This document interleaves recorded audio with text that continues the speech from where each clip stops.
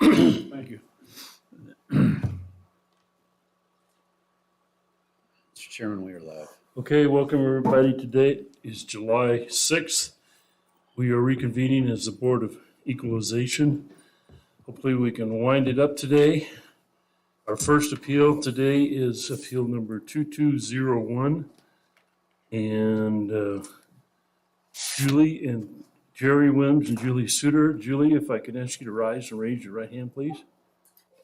You swear to tell the truth, the whole truth, and nothing but the truth, so help you God? I do. Thank you. So the way this kind of works is you get to go first, Okay. and then we'll have the appraiser answer any questions or concerns, and we'll go from there. So go ahead. I kind of just laid everything out in the packet that you all received. I made a copy of the purchase and sale agreement from the tail end of late 2020. When we had the property appraised, it came in actually below the value of the purchase price of $175. I realized that 2021 was a bit of an anomaly year, and I put some comparables on there that I feel like should help show that our property is not worth what it assessed for. Like I said, I put a copy of the appraisal. I am hoping that no Tamarack properties were used for comparables because we had the property appraised in, like I said, the late 2020. The appraiser told us that they weren't allowed to use any Tamarack properties, despite the fact that we do sit right on the edge of the Tamarack proper area. Okay. Our property is wooded, it's sloped. Some of the comparables that the assessor used, I believe, were more, some of them had filtered lake views, some of them were a lot more flat, a lot more ready to build on, so to speak. Both of our properties, I pretty much am gonna be reiterating the same thing since they are right next to each other. But yeah, I truly believe that they got overvalued. And I think that 2022, the year we're in now, we're gonna see a huge slowdown of the market anyways, and so they're gonna have to recorrect for next year. But that's pretty much all I have.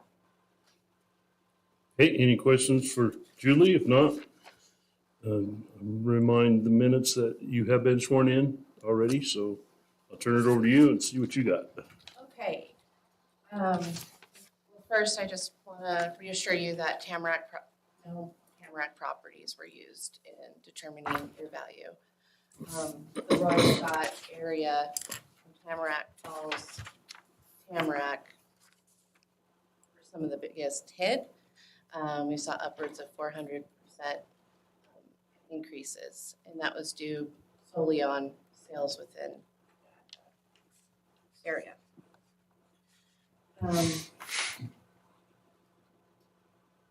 So I do want to point out your property at 2122 Lydia Drive, the 0.9126 acres is currently graded as average.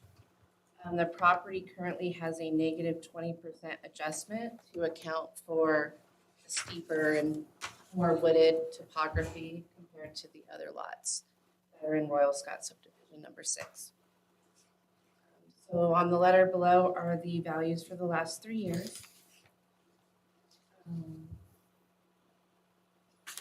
And Ms. Suter provided 6 comparable sales. Out of the 6 sales, 2 were of her own property that had not been disclosed in 2020, and 1 was a sale that had not been disclosed to our office.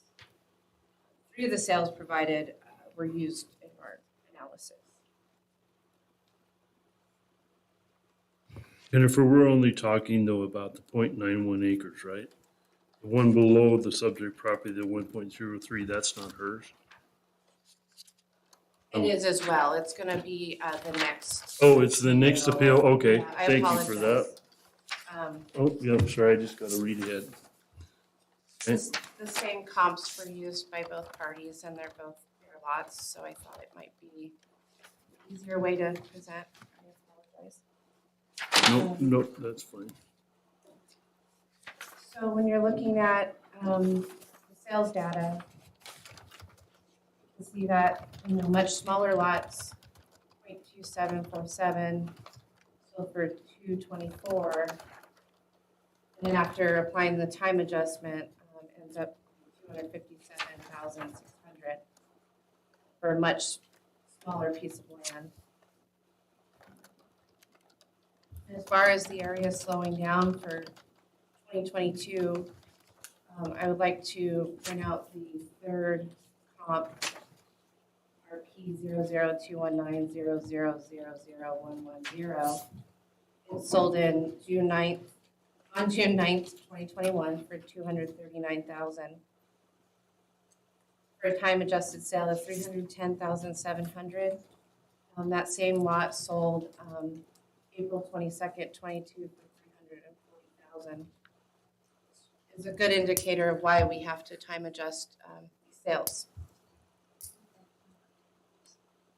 RP 0021900000110.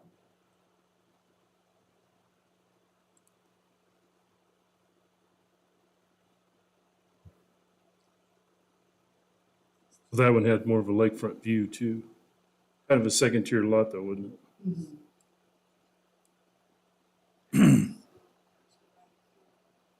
Yep. You have others near Royal Lane that would.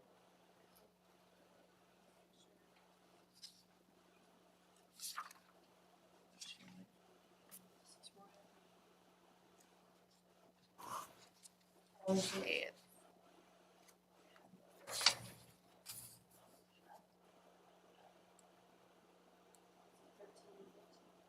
Yes. Lots and they don't have.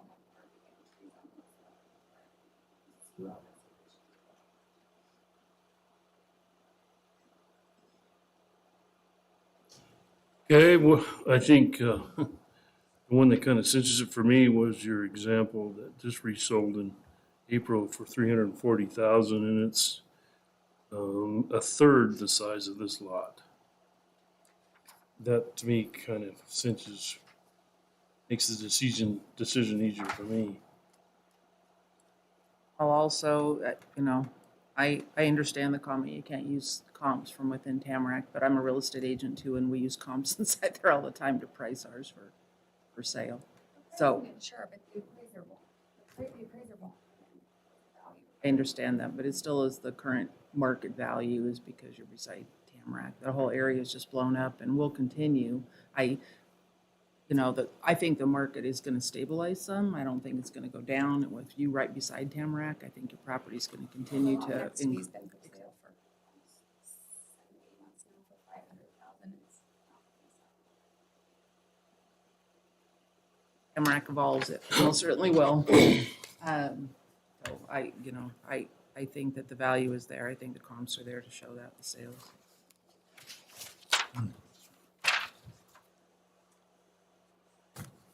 Mr. Chairman, I move that we deny the protest. I can't remember the verbiage that we're actually using. Deny the The appeal. appeal, thank you, on JB 2201. And if you want me to, I'll do 2202 since they're both using the same comps. And I'll second that. Let's just do 2201, then we'll do the next one next. Moved in second, all in favor, please say aye. Aye. Aye. Aye, motion carries. Now we'll move on to the next one, Jennifer. Get this one done. So 2022-02, located at 2120 Olivia Drive. This property consists of 1.0324 acres that is graded as an average. This property currently has a negative 10% adjustment to the buffer to account for the steeper and wetter topography. The same comps were used as the previous appeal 22-01. You spoke with Sue Leeper previously. I was out of the office that day. I did include some numbers on the right for you to consider if you wanted to combine parcels and what it would look like in tax. An estimate of 2022 taxes, if you were to decide to. So it's for tax purposes only. It's not a legal lot combination. So I don't know what your thoughts are if you're going to be reselling one of them soon, but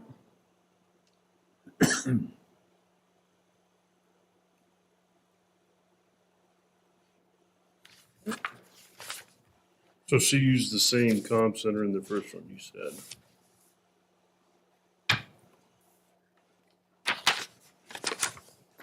Some of those comps I personally sold, and they have filter plates.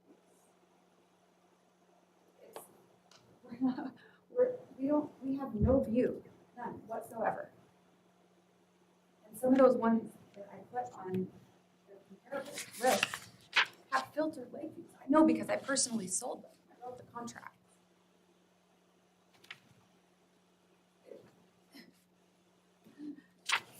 Jen, do you have a response to that? I did research the listings online. I did not see lake in the pictures. If I were selling a property, that would be my top photo. Would be the lake. Jennifer, did this one get a slope reduction too? The buffer has a negative 10%. The 0.0324. The 1 acre does not have an adjustment.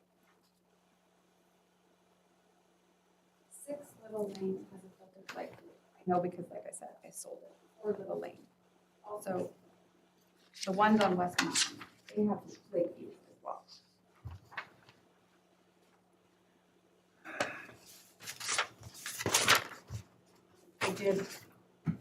I did upload the photos from the listings if we wanted to take a look.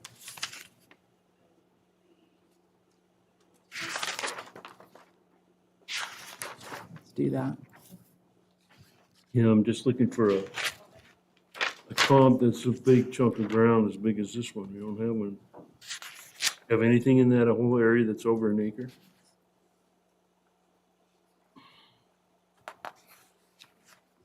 Yeah, the one, 2122 Lydia, the one right next door that sold for 175 at the end of 2020. I mean, my own property should be able to be used as a comparable. Julie, do you know, can you split these lots? Can you subdivide these lots? I haven't Not in even Royal looked into Scott. it. I don't think so. This Of lot CCNRs? Yeah, that's the one I sold, filtered Lakeview. That was taken in 2003. I don't have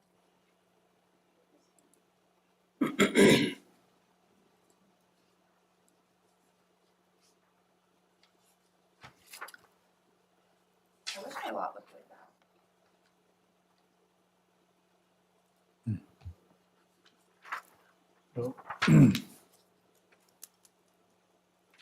This one was also taken in 2003. We don't have any idea if there's a house in front of it now or not. There is, but you can still see that view. Like I said, I personally bought the property and I sold it to my client.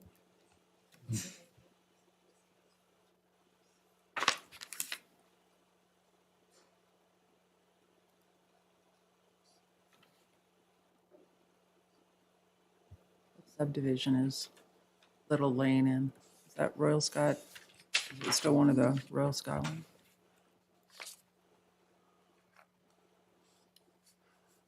This is Rolling. Royal Scott number 6.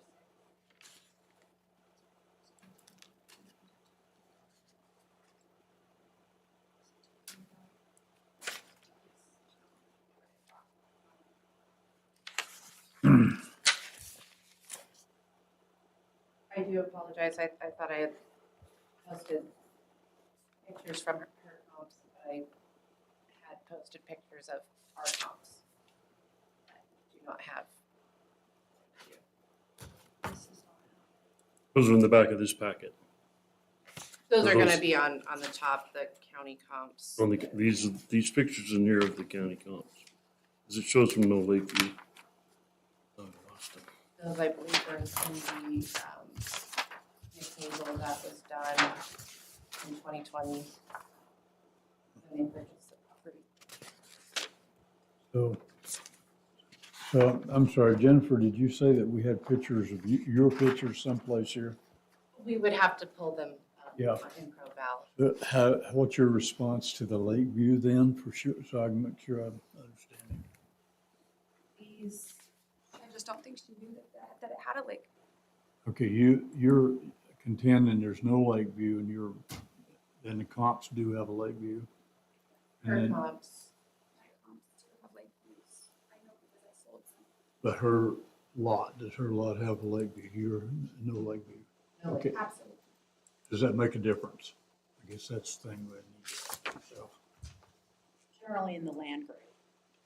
generally in the land grade, but we also have comps that do not have lake views, time adjusted.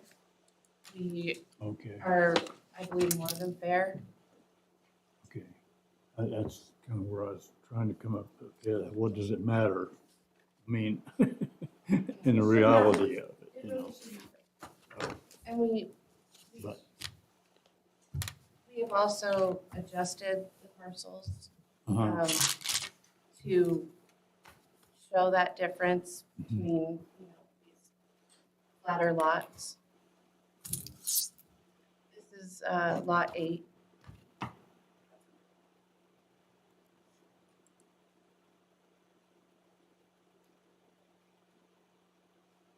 So I guess what I'm hearing is that there's other lots in the comp package that are similar, that are up in the same price bracket. And showing that there's been sales that substantiate that.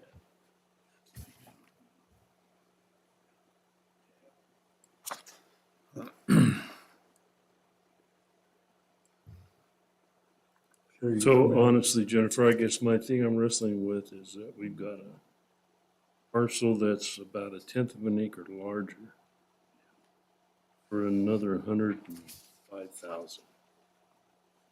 And I'm just trying to figure out how that happened.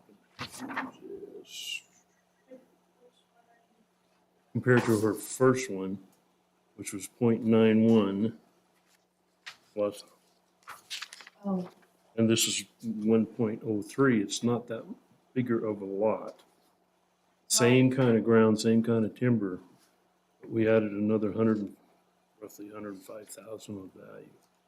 Can we give the waste a different cut on the topography or something? Or, I mean, I don't know why there's such a huge difference on 1/10 of an acre.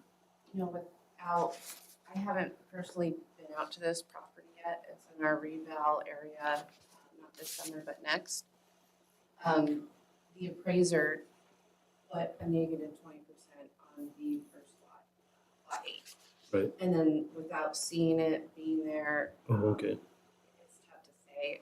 If it warrants that, I got you. And I'm looking at some of the comps in that area that have sold. And we do have a large discrepancy in that area. Some of them on Lydia for 265. So I don't know. I'm sorry, Your time adjustment, when they sold. this is March January 1. So add 5% a month. or June. So her, June she of was this saying year. one of her lots she's using for a comp, sold for 175 and at the end of 2020. So if you time adjusted it for 12 months, her sale price, time adjusted sale price would be 280. And I don't know what we have a her lot assessed for. Well, would you let us have a conversation, please? Yeah, I'm trying. Thank you. I understand your frustration, but we're trying to help you, so.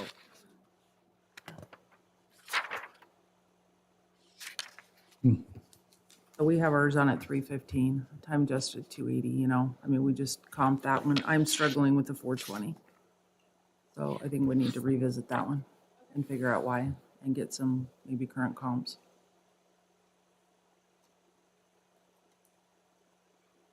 And I do apologize, like, looking at pictures we have available.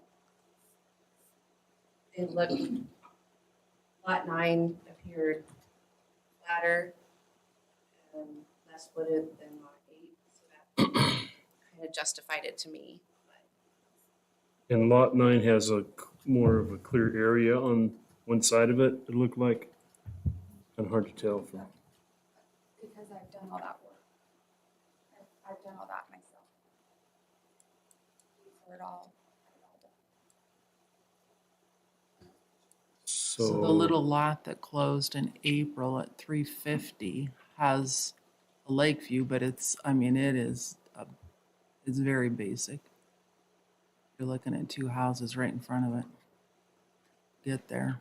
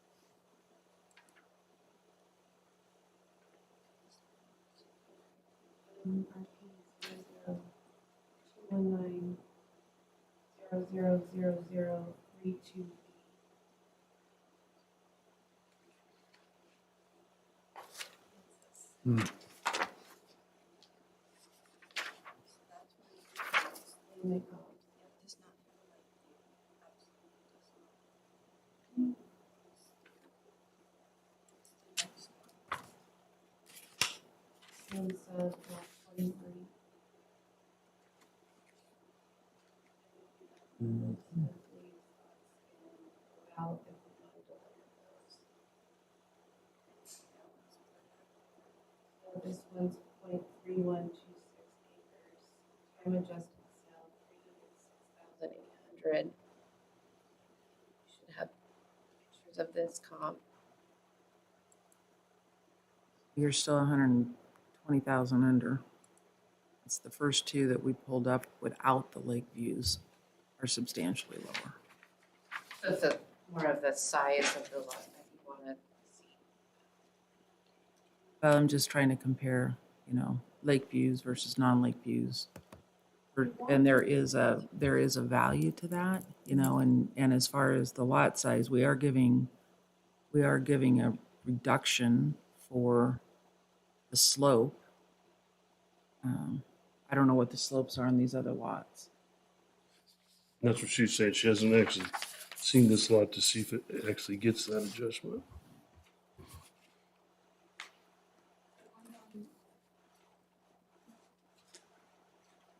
Little or flat, non-wooded, ready to go. The non-wooded is actually a reduction. I mean, everybody wants trees when they go to the mountains, so in my opinion, that would reduce their value, not improve it, even with the lake views.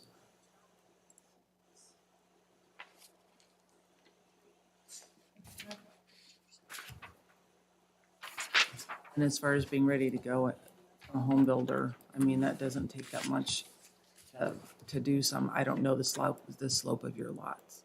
I do know that being on the border with Tamarack, that increases your values.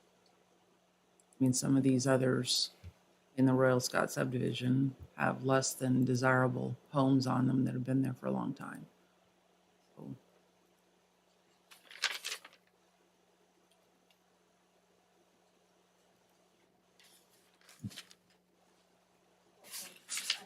So what do you want to do?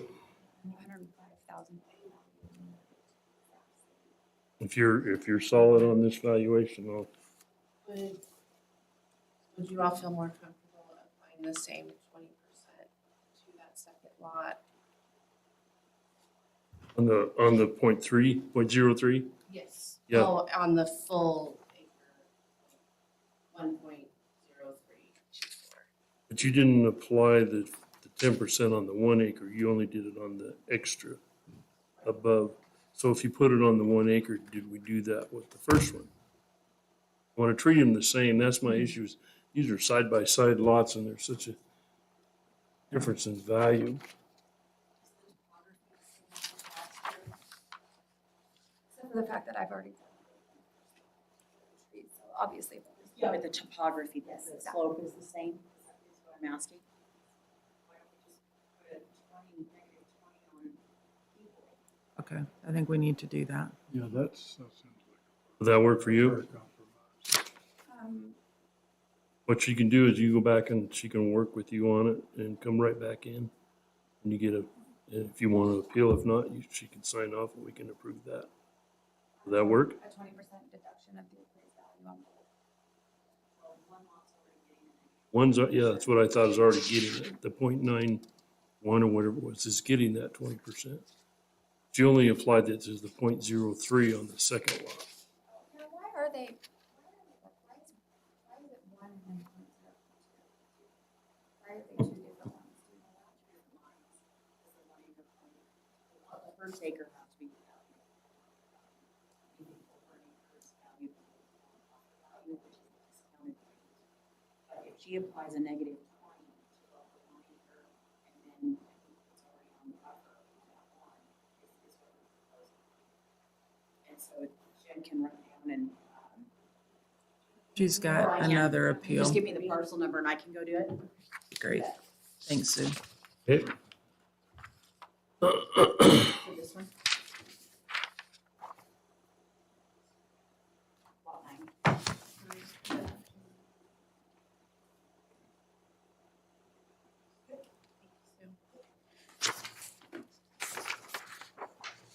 So we will, do you want to wait on this one until she comes back or do you want to move on, June? Okay, well, let's wait. Okay. Pretty fast. Shouldn't take her long. That way we can wrap it up.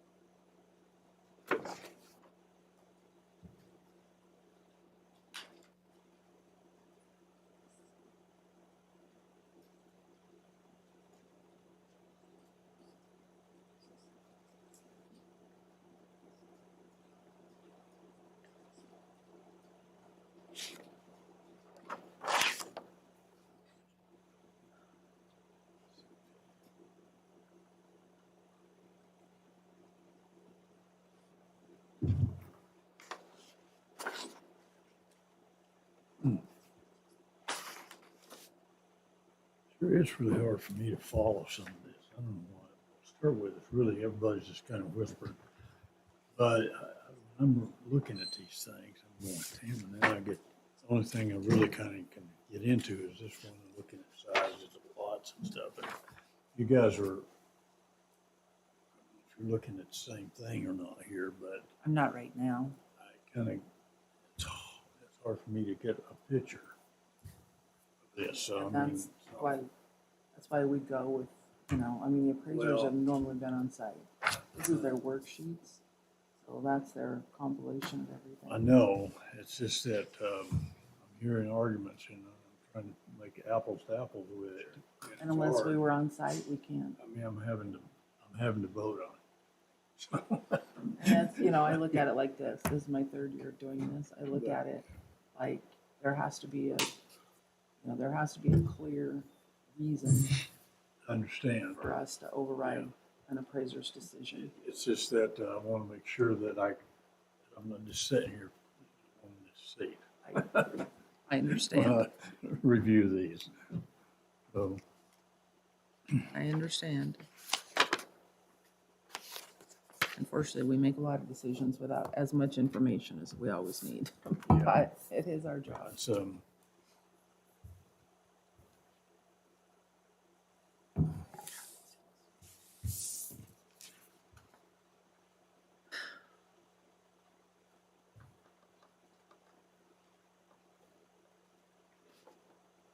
Anthony, did you have a good weekend? 4th of July? Get wild and crazy?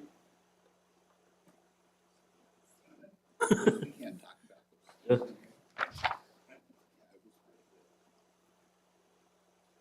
Okay, so, That's the new value? yep, so Okay. 324 on the 1 acre, and then the buffer goes to 14,115 And this one was 315. That seems more for a reasonable. total of. So the total value, Julie, will be instead of 428,880, the total value would be 338,115. And the 1 acre parcel is valued at 324,000. And the .03 value is 14,115 for a total of 338,115. You're good with that? Yes. Okay, so I'm going to make a motion that we deny appeal number 2202 and accept the new value of 338,115. Second that. Moved and second. All in favor, please say aye. Aye. Aye, motion carries.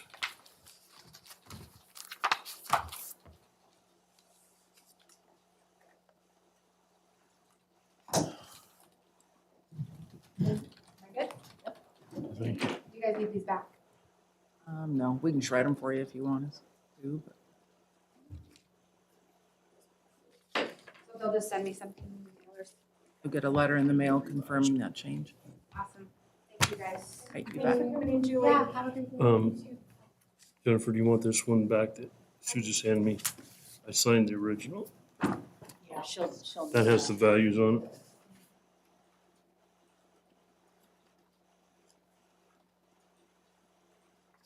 Okay, the next one is appeal number 22258, Jackson Food Stores. Are you here for this, sir? Yes, sir. Please come on up. And before you sit down, can I have your full name? Mark Lavin, Lavin. Mark.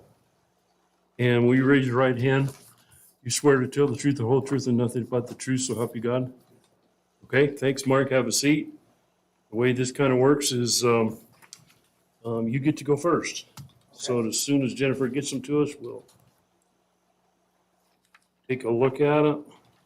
The B mean on the parcel.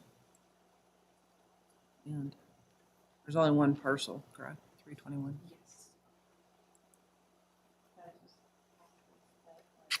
Yes. Got it, that makes sense. Okay, everybody got, oh, there we go. Okay, Mark, we'll turn it over to you. As you can see on the appeal form, there's no qualms about the land valuation. It was the building valuation that almost doubled. It went from 2.4 to over 2.7, so an increase of 94%. From an improvement perspective, just to give you some facts about the home, the only work that was completed in 2021 was a new roof at a cost of $51,175. Jackson's Food Stores has owned the home since 2014 and has put in improvements specifically, $230,000 in improvements. And I recognize market value and improvements are two different things, but I just want you to have that basis.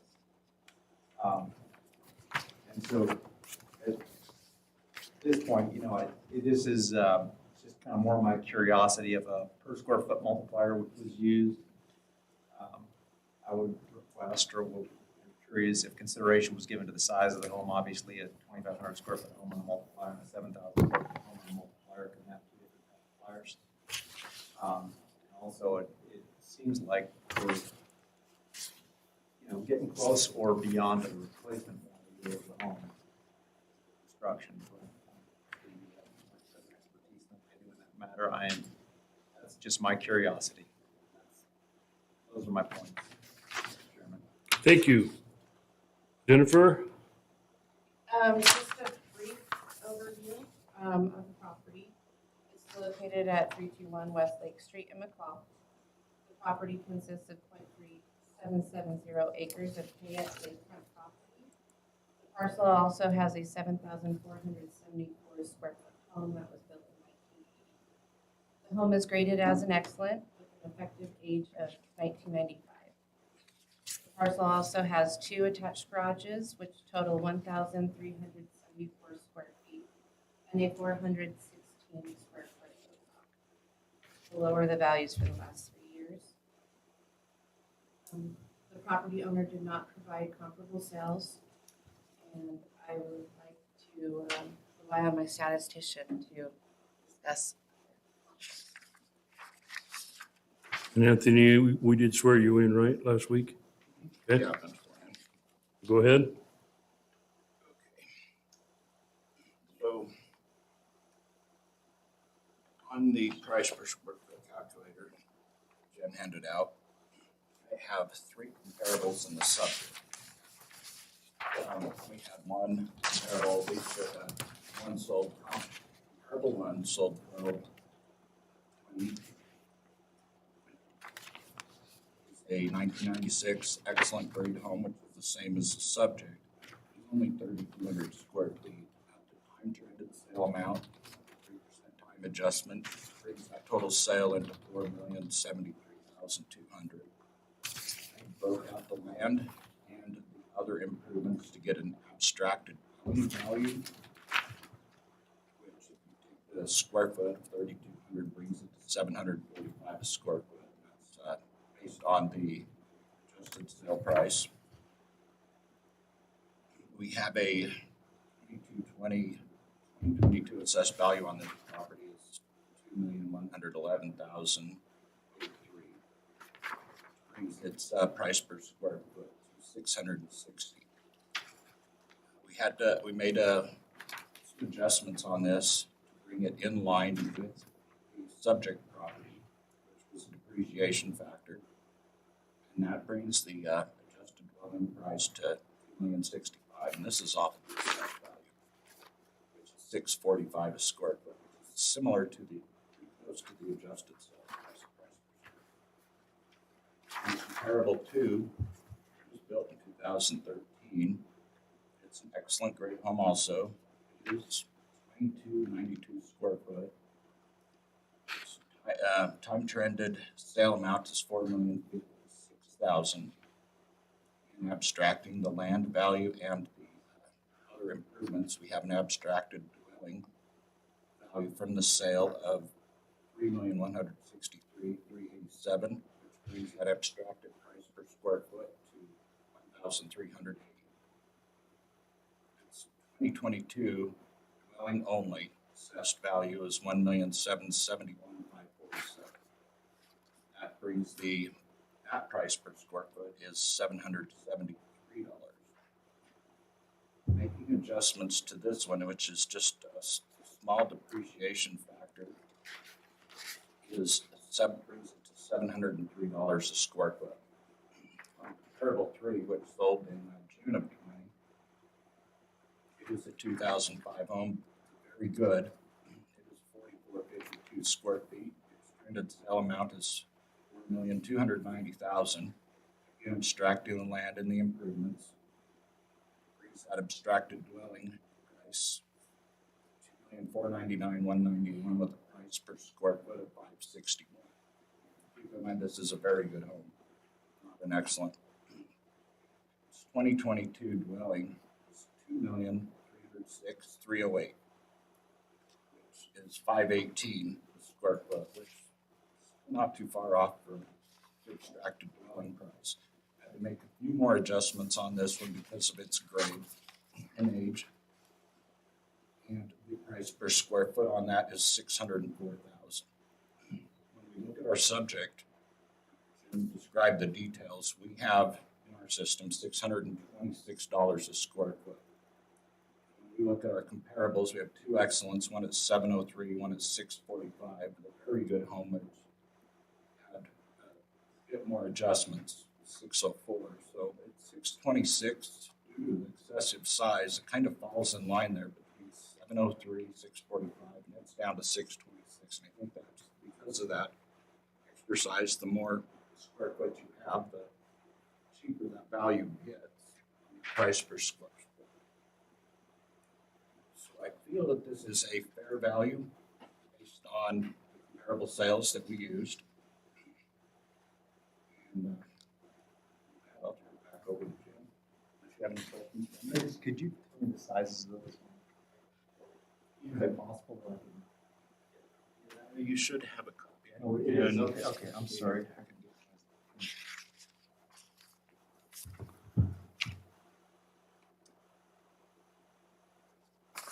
Anthony, just because I don't know, on this one, you gave it a 270 grade factor. What is grade factor? That's it. That's, since we're using the 2016 building costs, each year when I analyze, I break just the dwellings. And with the cost of construction going up, I have to adjust that base cost each year. So I use a grade factor. Grade factor is a multiplier of that 2016 cost. Gotcha.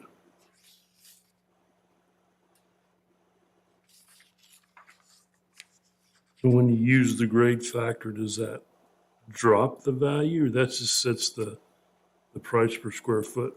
It's the price per square foot. And Okay. each year we've seen that price per square foot increase quite a bit. As building costs have gone up, we've had to adjust over time and increase our price per square foot. We can replacement cost, new less depreciation. Well, just right under that 270, the total adjustment, we don't have that. Do you guys have that total adjustment there? On the subject, well, since it wasn't a sale and it's just the subject, these adjustments on these comps. These were, listing the, they were all sales. those are sales. So there wouldn't be an adjustment. Right. On the. That's fine.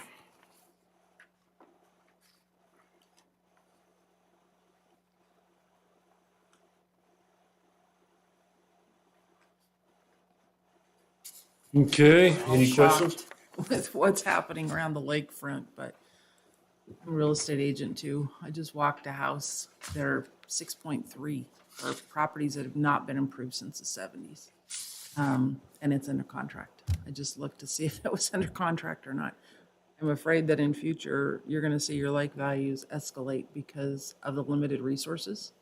There is just the supply and demand. I mean, I think every realtor in McCall has 5 people that want to be on the lakefront, and there's no property available for that. So supply and demand are gonna drive up these costs. And it doesn't, as we've all noticed on Lake Street, they don't even care about the existing home. They're knocking them down and building new, some of the old stuff. I mean, Jackson's property is a beautiful home. So I think your value honestly is one that, I think it's absolutely in line with what's happening around that lake. I think that they've done a good job, Anthony, great job on trying to break down for us, you know, the differences in these values, but it is a supply and demand issue. And most particularly around that lakefront, it is just becoming more and more valuable as we go. There's one on there right now that's pending at 5.3 for a 1,400 square foot house, 1,500 square foot house. It was built in 1950. So it's on a half an acre. It's becoming very difficult to try and keep up with what these sales are doing. Are all comparables like that? They are all like. Because it just, I'm just looking at the trend, and I guess my question is consideration given this 3,000 square foot. One is comp three, but if you look at the trend between comp one, comp two, comp three, it dropped significantly in size, and I recognize that factors approaching comp one, which is 3,200 square feet, or well above comp three. Increases for that, but just on a per square foot multiplier. You know, when I averaged those out, it came out to like 650 or something, 645. That was what I, And you're getting 626. I think we've gone about as thin as we can go.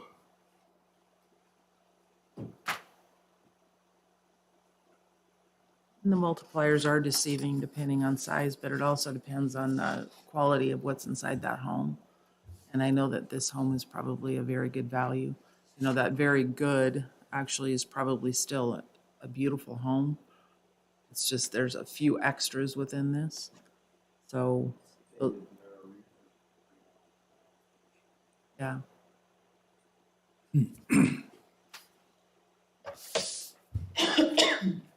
So, Mr. Chairman, I would move that we deny 22258 and go with the appraised value as stated by our appraiser. I'll second that. Yeah, that every street comes out 650 a square foot, so I think you're less than that. So we got a motion and a second. All in favor, please say aye. Aye. Aye, motion carries.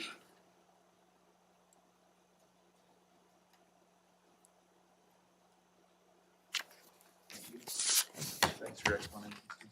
Thanks, Mark. Have a great day.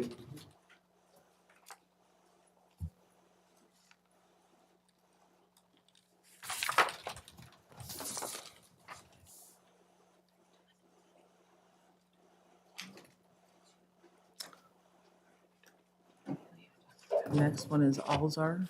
You guys from Alzar? Yes, we are. Good morning. Welcome, welcome. Can, Commissioner Amy Holm. Amy and your Sean name? Byerly. I'm sorry, first name? Sean Sean? Byerly. Amy and Sean?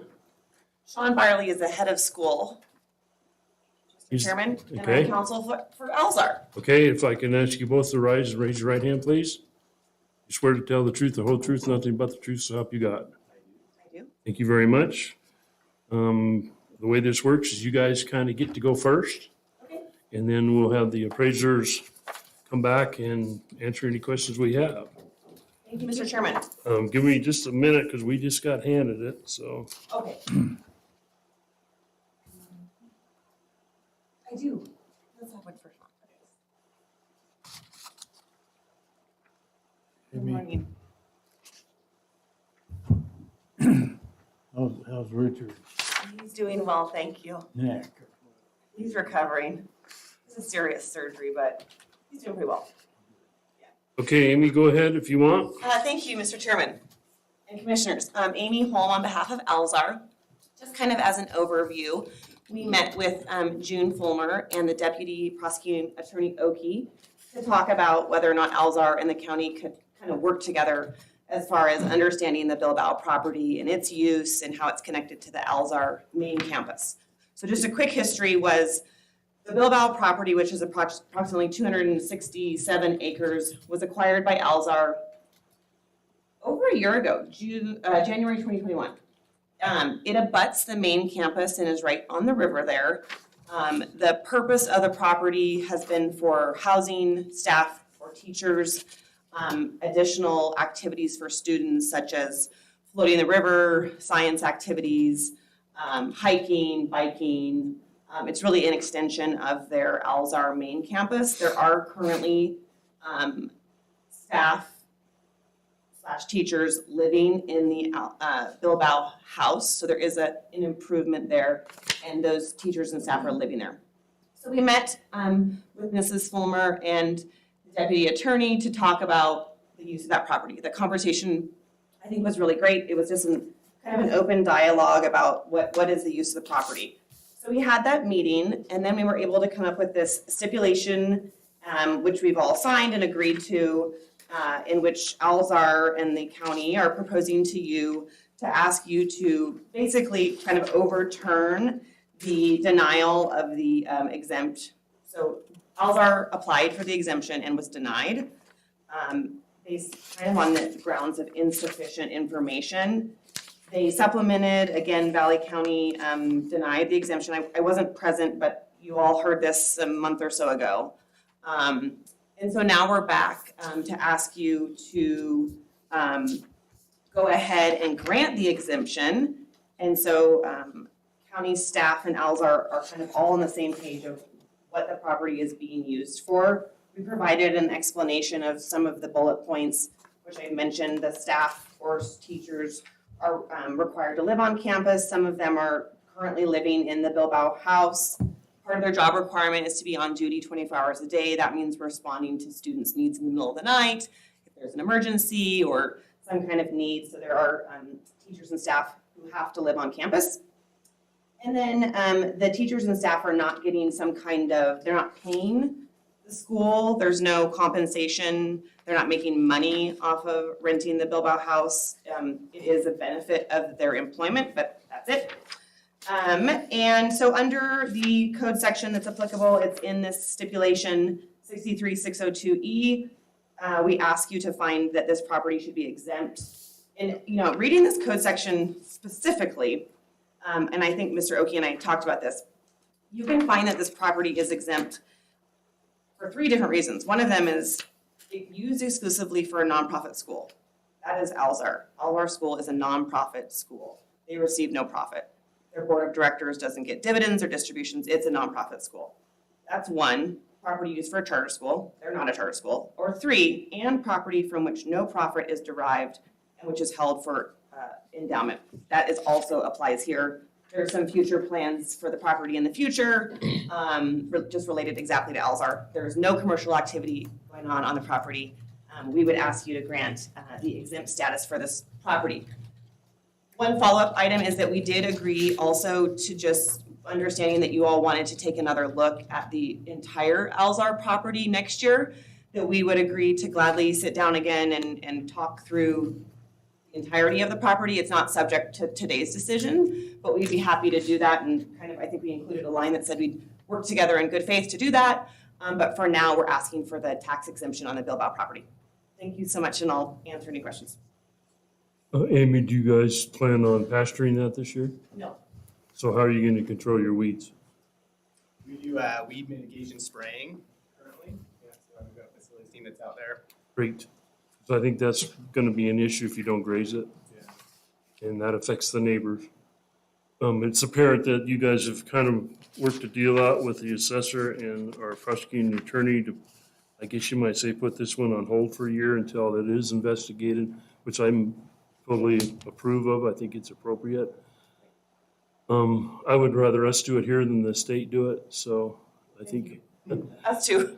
well, don't think either one of us will like how it turns out if it comes from the state. Yeah. So, Mr. Chairman, may I Motion. inquire with our Chief Deputy Prosecuting Attorney? Can the termination of the exempt status be done in Board of Equalization, or should we have this matter be done at a Board of Commissioner meeting? I think it's okay to do it here today. Okay. What's before the Board of Equalization is to reverse the Board of Commissioners' decision to deny the exemption. That's the motion, the decision of the board. Thank you for the clarification. and June, there is no value to any of it now, correct? Well, That's- upon your approval. And I mean, we didn't do any evaluation last year. That's what I was, So it's got been a value exempt, totally right now. exempt. No, Oh, does it? There's a value, and it's got a total value of $662,130. That's on the front page. Right, I see right that.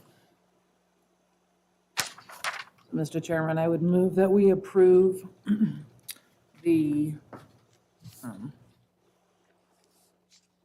the Stipulation agreement. exempt value and move to remove the property value pending a further review.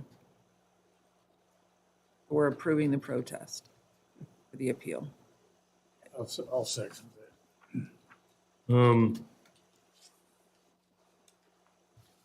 So, Oak, I'm just trying to get this straight in my head.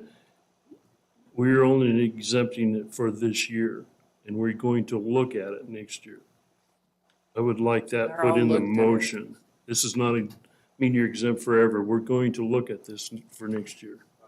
So all exemptions under this particular code is required to reapply Every year, that's right. So yes, this will only apply for This year. this next year. Okay, And just one point on that, Chairman. We included that neither party's rights are changed at all by, if you agree that the appeal should go through and reverse the lower commissioner's decision. It doesn't change anything for next year. So next year, Alzar has to apply again for everything. okay, we got a motion and a second. All in favor, please say aye. Aye. Aye, motion carries. This one is approved. Thank you, Mr. Chairman. Commissioner Thank Mopin. you. Nice day. Commissioner Allen, nice to see you all. Thank you, Jen. Have a good day.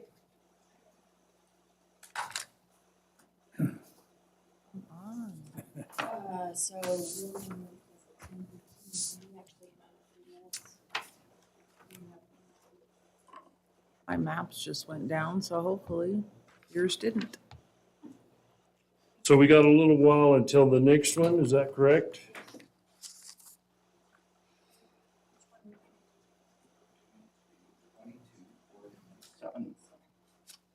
Sorry, say that again, I didn't hear that. 122,427, it's second from the bottom of your sheet. 222427 This whole- Tamarack LLC in Tamarack. This is for Al. Thank you, sir. Okay. Make Al's are completely exempt. Thank you.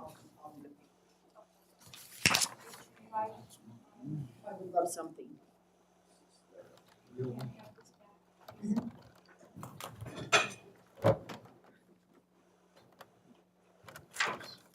And I guess a profile sheet.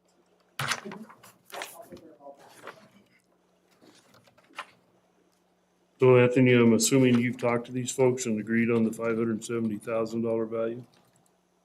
Nope, that's not an adjusted value, that's our assessed value. Okay, I have not talked. okay. This one came in yesterday. Oh, It was postmarked. Yes, actually. If you don't, holler at me. Okay, thank you.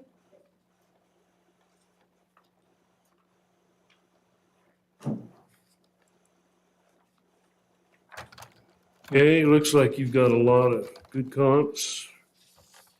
Yes, in the subject property, so these folks, 664 Whitewater Drive, parcel number RD00, glasses on.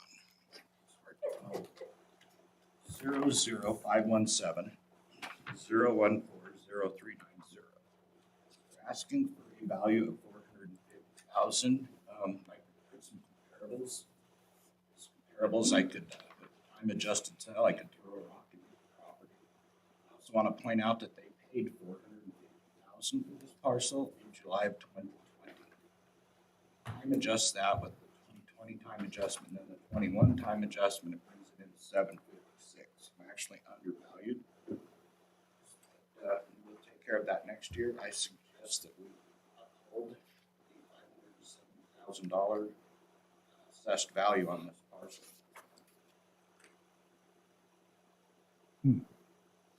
You're saying that this is actually lower than the real value. Yeah, it's lower than where it should be. That one's an easy one. Yeah, this is easy peasy. I guess I almost feel like it should be more, but if you're satisfied with the 570, I am too. Yeah, I'm satisfied with the 570. Trends continuing to see sales in Tamarack this year that are just catch that. So Okay, so I'd entertain a motion on this one. Mr. Chairman, I move to deny 22427 and go with the current value as appraised by our assessor. I'll second that. Moved in second, all in favor, please say aye. Aye. Aye, motion carries. That was kind of strange, right? Who appealed that? Anybody? The owner. The It was owners. too low. Commissioners, They wanted there's it one 450. that is on your personal appearance Oh, and they scheduled pay this more. afternoon at 2:30. It's appeal AF 22135. They sent us an email yesterday and they have requested to be non-personal. So Anthony would That like one's to present that. D'Angelo's.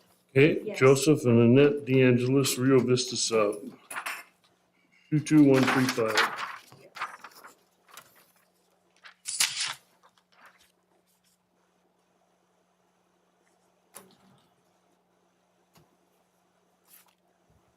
The original appeal would be a letter that they sent us yesterday.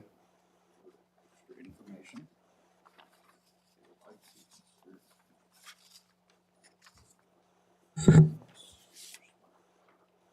Chief of Rio Vista. Okay. One they handed out last week.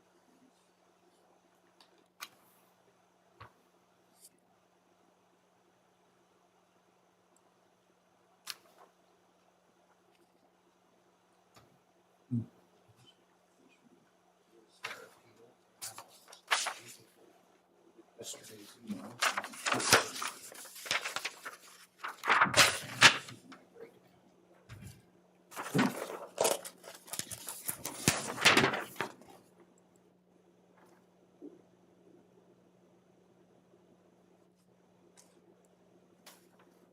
My, there's quite a difference in what they think and what we think. So Anthony, go ahead. Okay, this is parcel number RPM 0239000037A. 227 Ernesto Drive in McCall, Joseph and Annette DeAngelis. On their appeal, they wanted to ask between 79,582 and 131,570. I spoke with them last week and shared with them what I had done with my sales and whatnot. And so in his email yesterday, I don't know if you guys have read that, he is now feeling that a value of 312,960 considered instead of my the 330, 309 that I proposed. Explained we had to do quite a bit of work on Rio Vista and using the sales that I had available on just Rio Vista on came up with a new value for these parcels, and this parcel came up with a value of 330. Let's see, it's 336. I'm sorry, 333, 309. 33, 309. Okay.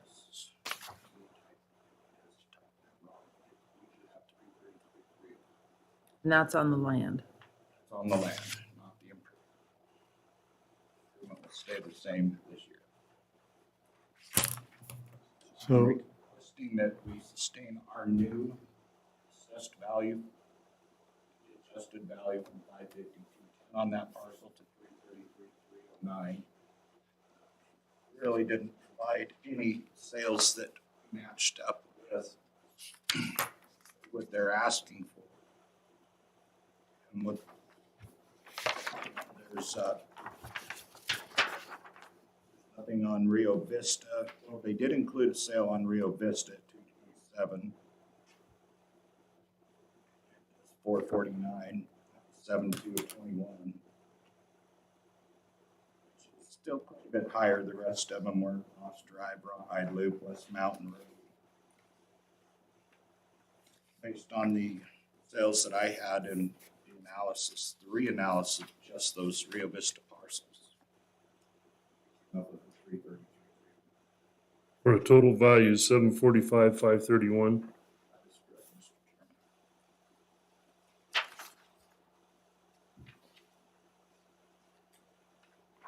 Chairman. What's your value? The house went, or the land went from 552.10 down to 330, 309, and then add the improvement of 415, 222, you get 745, 531. Had one too many His- threes in there. It's actually his letter, he typed it wrong, it is 333.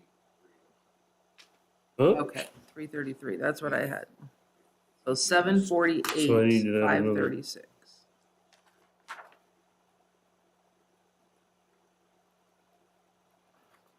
Okay.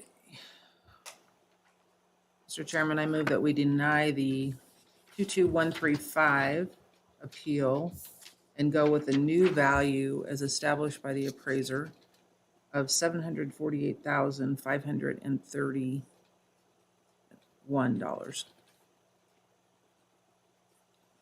I'll second that. Moved and second, all in favor, please say aye. Aye. Motion carries.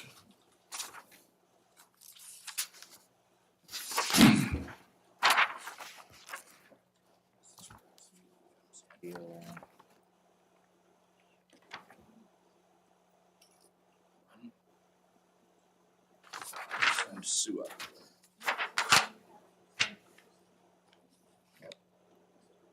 Mr. Chairman, can I just have a 1-minute break? Yeah, we'll take a quick break if you need one.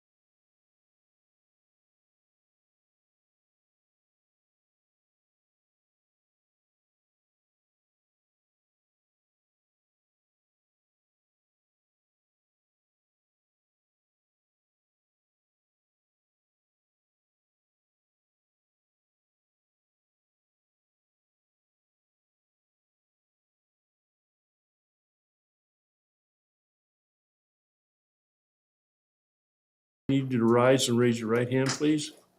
You swear to tell the truth, the whole truth, and nothing but the truth, so help you God. I do. Thank you, sir. This is appeal number 2205, William Leaf.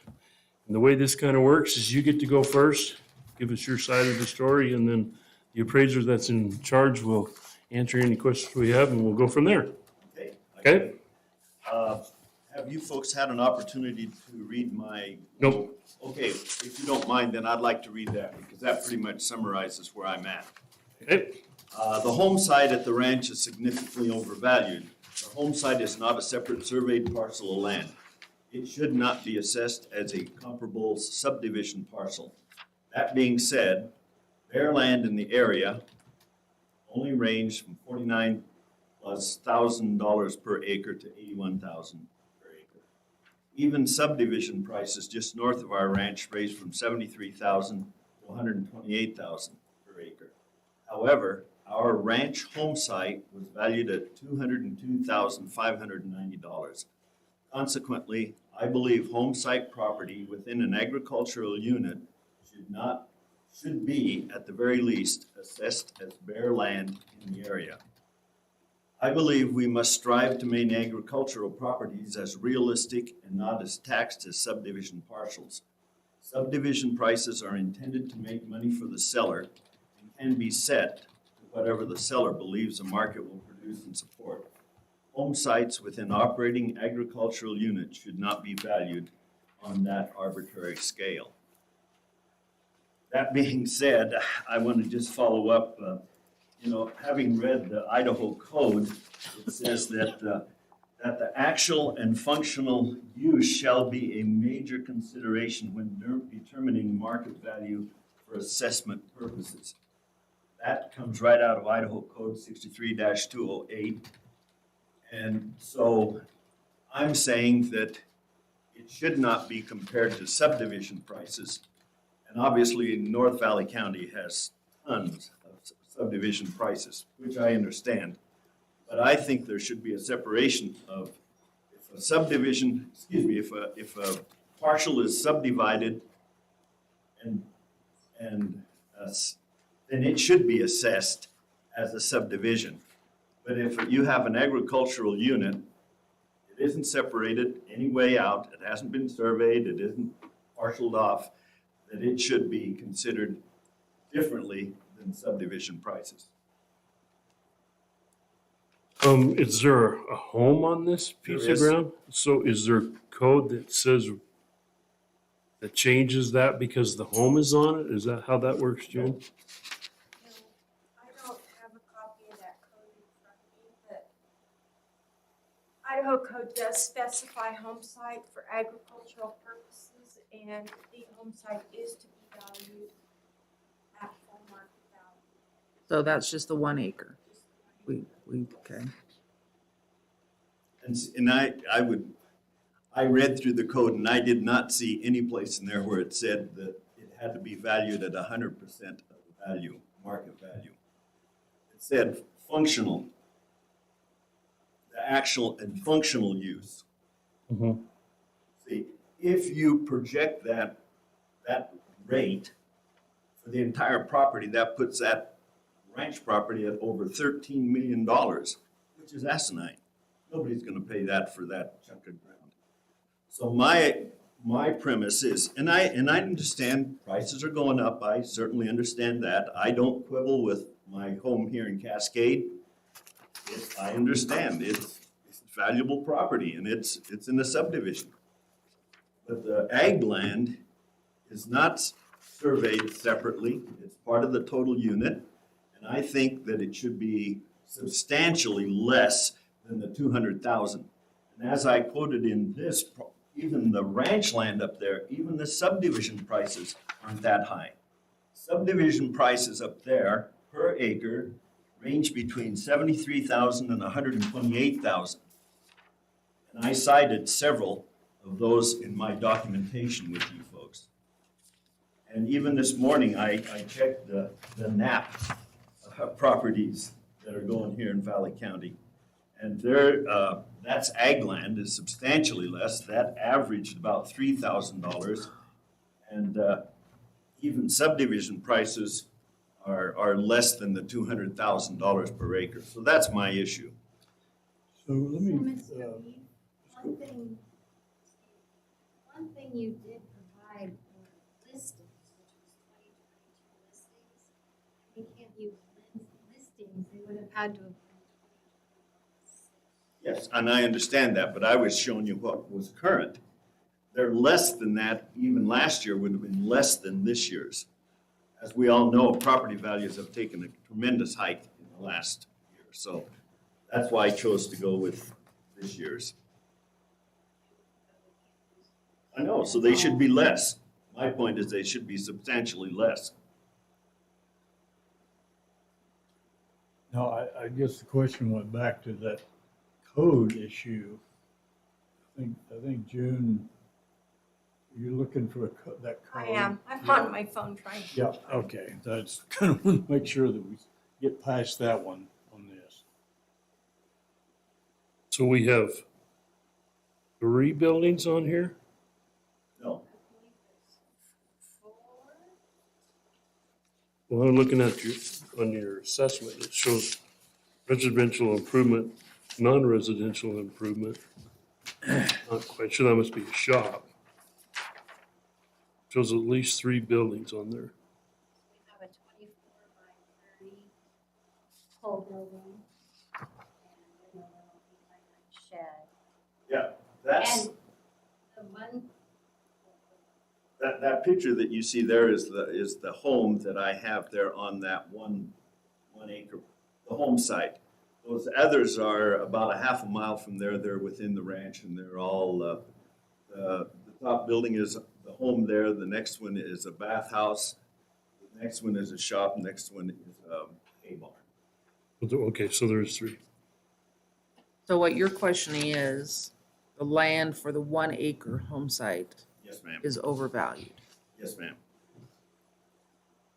And my issue is that, it's jumped from 52,000 to 202,000. We get that. Unfortunately, supply and demand, lots took the greatest hit last year because there's no supply. I was writing contracts on, 2 or 3 contracts on the same piece of ground because there's just no supply. Which drove, And I understand that completely well. yeah. My whole point is that it shouldn't, ag land that isn't subdivided, that hasn't been surveyed separately, should not be assessed at the same as potential subdivision prices. See, and that's why I referred Comparing to it the against the code. law. What it says is that it's actual and functional use. what is the functional use of the house? It's ag land.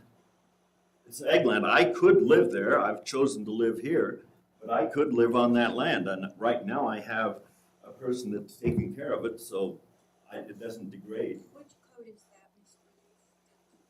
The one that I'm using is chapter 663-208, pertaining to market values. Okay, in 63-205 says all real, personal, and operating property subject to property taxation must be assessed annually at market value for assessment purposes as of 12:01 a.m. first day of January. 208. No, and I understand that, you have to assess property every year. That's not my issue. My issue is simply that I don't think that ag property that hasn't been subdivided, hasn't been surveyed to be subdivided, anything like that, should be assessed at the same proportion that subdivisions are. And actually, even that 200,000 is less than what subdivision properties are going in that area. Well, and then you throw in the developer discount on subdivided land, a farmer that does subdivide, but he doesn't sell it. He gets to keep that egg value until he sells it. So there's another wrinkle in it too as well. But I'm a little confused with your comment because your ag ground is only valued at $5,900. I mean, you're getting full ag exemption for all of your ag ground. No, I understand. What this is just the 1 acre residential property. Right. That's my issue, that shouldn't be considered a potential subdivision price. I think this is gonna have to be, in order to do anything differently, because this is standard practice throughout the state.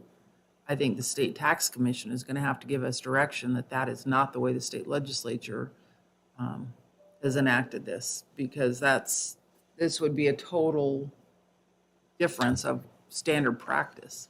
Well, normally when you State. take a piece of ground, whether it's subdivided or not, and you put a well and a septic and a house on it, you've improved that parcel of ground. And the code says we have to give that house at least a 1 acre valuation, and that's what, now, what you're saying is we need to compare the value of that to what ag grant sells for, not what similar properties sell for. And that's where we're differing. It's become residential, though. It's not Right. what similar, It's you know, I not mean, ag it's not ground ag anymore, ground. it's now residential ground. Residential. No, that's my, you're kind of close to Yeah. the point that I'm trying to say. So even if you consider that as subdivision, and I'm not saying you should, I'm hoping that you do the other. But even if you assess that as potential subdivision property, 202 is substantially higher than the average of subdivision prices there that range from 73 to 128. But is that apples and apples? In other words, is that subdivision prices you're quoting have a house on it? Yes. So do we have any comps that says what those? 73,000? You don't have, it? Yeah, my comps are attached. I don't think I got those. Did you? Nope. All I got's the original. Unless it got lost in the shuffle here, but I don't have it. Her cover letter on that one. Oh, shoot, there it is, sorry. I skipped a page. Sorry. Go ahead.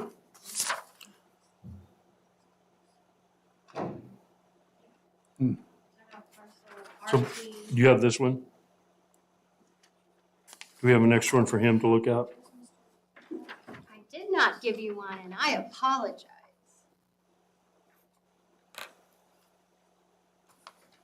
So, RP 18N 03E 2892.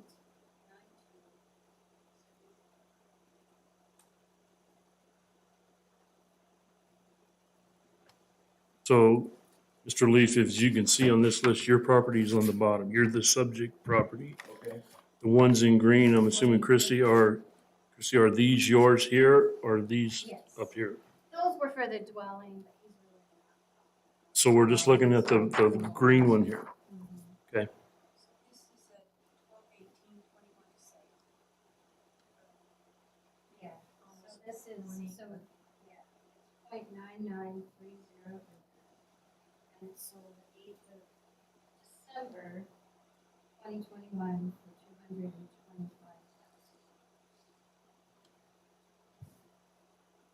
Jiminy Christmas. I guess it's time to quit farming. I now have RP 00 342 210. It's just under half an acre.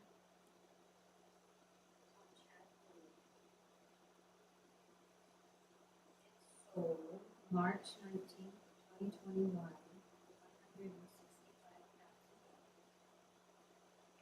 Where was that located, excuse me? It's Chad Loop, so it is in a Where at? Pine Terrace. It's Terrace? close to where the McCall treatment plant is, it's just south of that. No, I know where that would be. City's good. And then at 1,000 Ridge Road, which is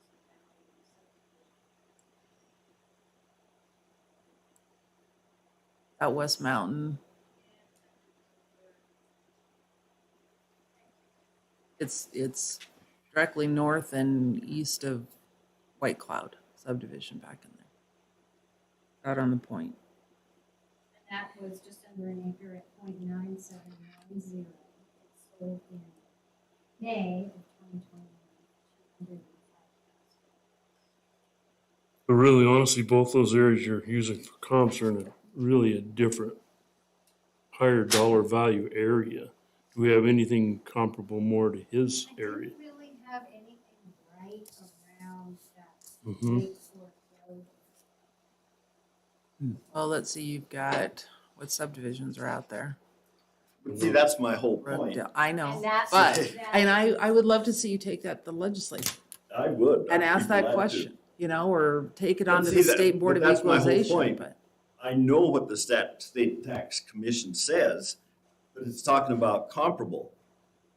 And it's talking about actual. And that isn't actual. you're a homeowner, you have big ranch, you But know. if you have a house that's in, not necessarily a subdivision, but in a rural setting, on a bigger chunk of ground is more valuable because you got all the open space around you. Sure. And there's a value to that open space. My concern is if we try and change this, we're gonna have to do it for everybody. And I don't know how that's gonna work. Yeah. Well, it would be a But that's state my, code. and see, I want to be on the record. That's why I wanted to appear here in person, because I want to be on record. I think that's wrong.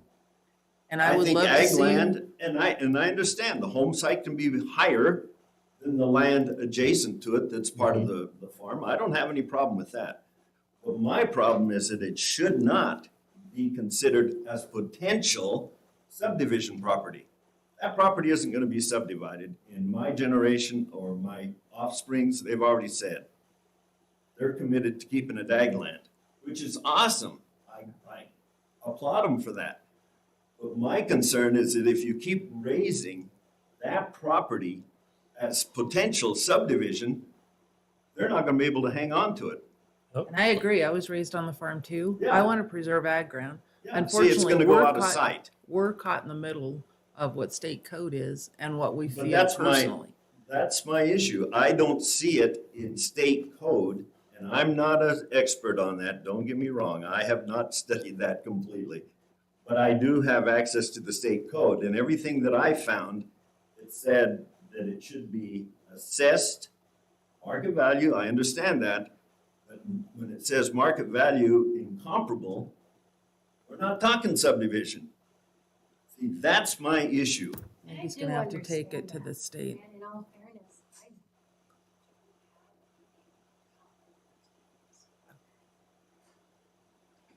So Yeah. if we Sales. deny you, you can take it up to the State Board of Equalization and ask them the same question. I mean, you've got to continue up the chain to get to the people that actually make these laws and can confirm this one way or another.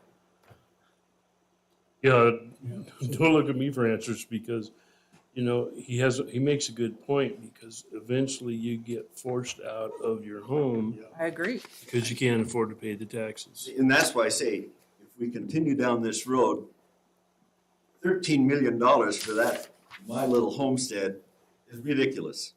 See?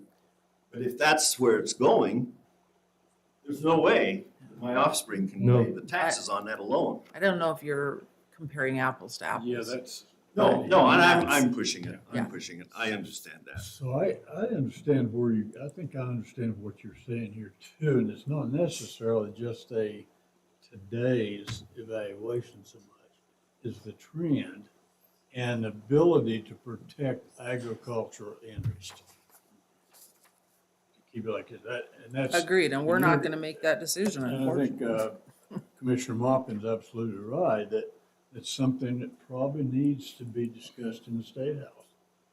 You know, because we do statewide, I think that you're bringing an issue to us that's probably really, really important to the state. Well, that's, I think years ago is one of the reasons why the state started the homeowners exemption, because the farmers are coming in saying, you're killing us here. But this is So, not his personal no, home either. I He know can't even that. file a- But that's his choice. Yeah, exactly. But if you are the farmer and you're living in your house, I also feel like if a house sits 100 years, it shouldn't have to pay any more tax. Thank you. Yeah. I'm the same way. My values, you know, went No, way yeah, up, and it's yeah. like, Um, you know, yeah.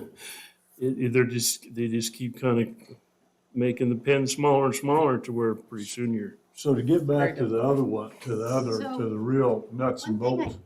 I did want to say, we're looking for it, but I did look, we looked, first it called, and I believe the taxes actually lowered.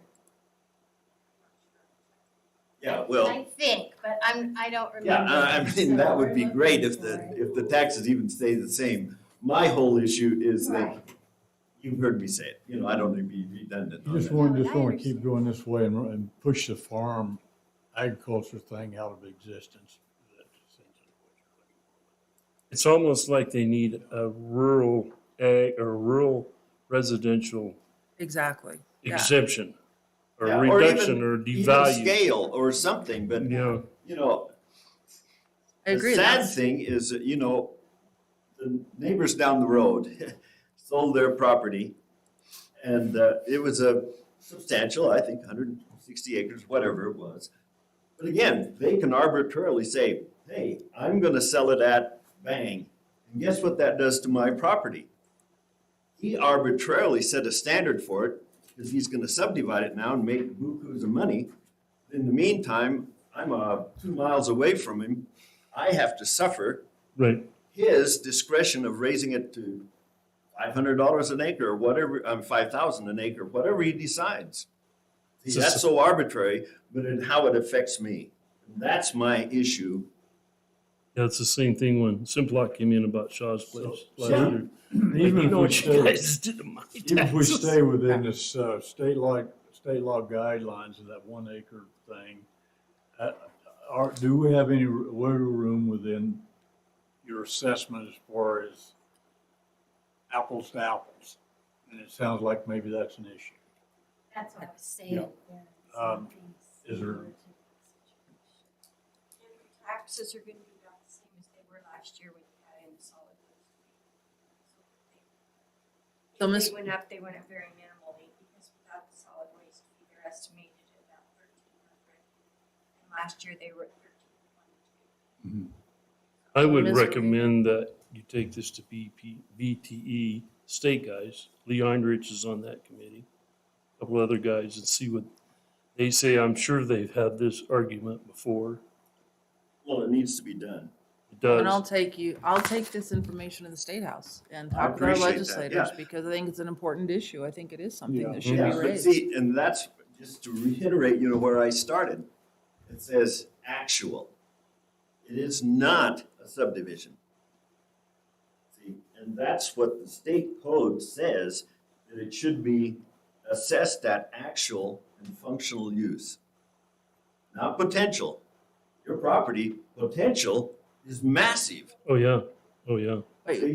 But I think that's where we're not gonna agree because we're not assessing it at potential. We are assessing it, because if we were assessing it at potential, we would be looking at that $10 million. Well, Highest and best use, but it's, there's- so right now, we are assessing it as a residential property because that is what you have. And I would beg to differ with you, ma'am, because the price that is set there was using comparable, and those are subdivision prices. And that's, One of them is. we're gonna have to not have clarity on that. Right, Clarify one of that. them was a The one- rural.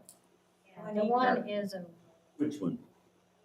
acre, the 18N03E28927. That is not in a subdivision. And where is that one at? It's on the bottom of her comps. I know, but Where where, is it located? It does not. where in the It county is doesn't that? have an address. It's in the Lake Fork area subdivision, I think it's in here. Excuse me, did you say subdivision? She didn't mean to, it's. No. Yeah, let's see if we can find that one. 18N03E. It's on the corner of Pearson and 55. Pearson and 55? Pearson and- And that technically will go up because it's See, really that's right commercial. then, that's right next to Idaho Power and their substation. And the commercial construction and across the street from Franklin Building. Yep. Yeah, that No, would be, not- Not across the street. No, it's from just Franklin. north of there. You can Just see north. it. It's north. Yeah, You can There see is it on the map. commercial capacity. yeah, that's commercial. Yeah, I know that well. I know right where it's at. well, there's I'm no not valuing designation it. of commercial anywhere. Excuse me? There's no designation. No, of no, I commercial. understand, but I'm just saying that it's right next to the Idaho Power. It is And right in, below it, the construction. it is an area that's seen, industrial and commercial development. Yeah, but I'm we're aware not of that. valuing it Yeah. like that yet. So I don't think we're going to resolve this here. I think this needs to go higher. So I am going to move to approve. Sorry, there is another part. So when I was speaking with Mr. Lee on the phone initially, I learned that what we had as a cabin was indeed a bathhouse. And so I would ask that we can change that. Correcting that takes the full assessed value from 516,628, 509,429. Is that 32 on the assessment? Category 32, or is that 31? Yes. I believe it was. It reduces like 100. So the 37,865 will go to what? Well, that's a few, those are the ag buildings, actually. It was I'm sorry, it's the 31, residential improvement. Okay. Equal to 24,391. And it goes to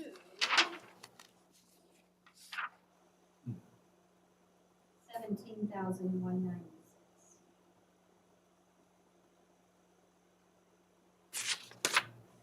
So, Christie, I don't have that one on my list. The 37,865 is not the building we're talking about.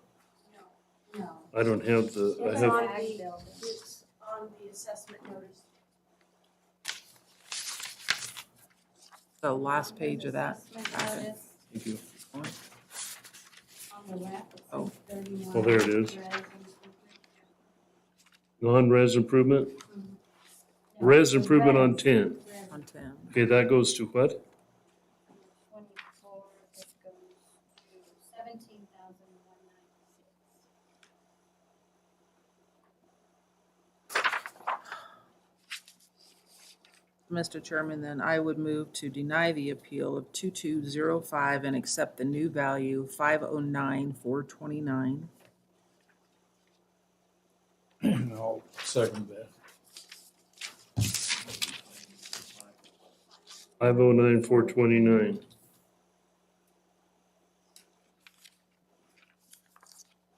Okay, we have a motion and a second. All in favor, please say aye. Aye. Aye. Aye, motion carries. And I would really encourage you to go further. And I will take, I'm gonna keep yours, and I will take it to our legislators and have a conversation around this. It is a way to protect agriculture into the future, so I think that that is something that we should start a conversation in the state about. Thank you, I appreciate that. And obviously, I'm so concerned, I mean, for those of you that are new to the area, we're one of the original homesteads in the valley. Sure. And, so we're going at 120 years now. And, so I'm just trying to protect that property. And as that end of the valley has increased so dramatically, I'm just so bound and determined to keep it ag land as my forefathers did. I appreciate That's that. exactly what I'm trying to keep. But you can also see probably this state's determination to pull out that 1 acre and create a residential. Because that, I absolutely understand it. I mean, that, in other words, you could be renting that piece of property for quite a bit of money right now in McCall. Yeah. So it does make it Yeah, and, economically, and theoretically, I Yeah. could sell the whole thing, See, I mean, Yeah. theoretically, but it's We for don't want actual. you doing that, Yeah, yeah. no. We want to protect, my family kind of homesteaded in Plymouth. Okay. So I'm born You and know raised. exactly I'm- what I'm talking about. Absolutely, I'm total Idahoan. Yeah. And, yeah, we do, if there is a way that we can learn to protect farm ground, then let's do that. But unfortunately, we're not gonna solve it at this level, but I am more than willing to have that Well, conversation. and this is really a different issue than the farm ground itself. Yeah. Oh, yeah. This has been improved. Yeah. If you went in there and tore all that out and dug up the well and the septic and started farming it, yeah. it goes back to the original value. Right. And so the legislature's gonna come and say, just like you talked about, yeah, but you could rent that out, or you could sell that because you created a value to that parcel. So you gotta pay more tax. So you can see their dilemma, it's saying, well, okay, if we keep that really low and call it agriculture, and then this guy goes away and Joe Blow comes in, wants to pay him $2,000 a month to live there, it's defeated the farm. the Yeah. No, and- exemption. So you No, got, yeah. I've studied this, and I understand, Yeah. I understand that, Yeah, but it's- I'm just, my point is that I think it's wrong to assess that 1 acre and then use comparables that are subdivision Yeah. to assess that value. And I understand, it should be apples to apples. Yes. So, yeah. I understand that. And see, I think we're apple and I oranges. think we all do. Okay, thank you for Thank coming you. in. Thank Yep, you. Good Appreciate to see the you. time. Press release.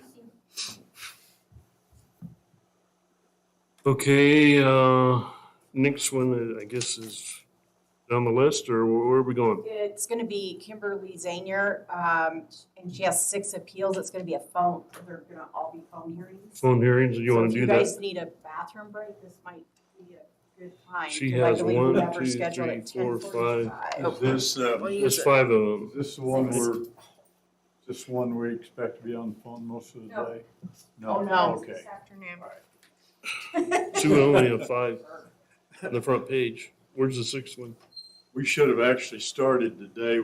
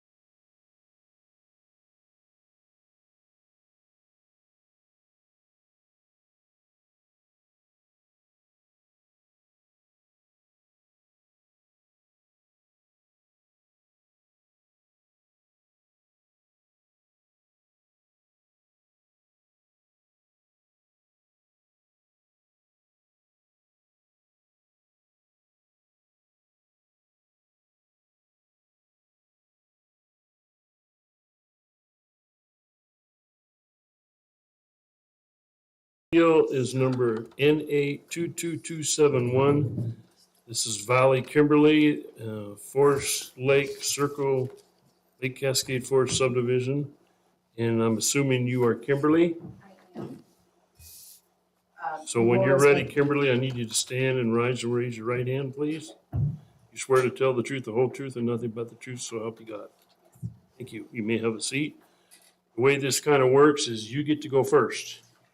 And we'll do each one individually. Okay. And you're up.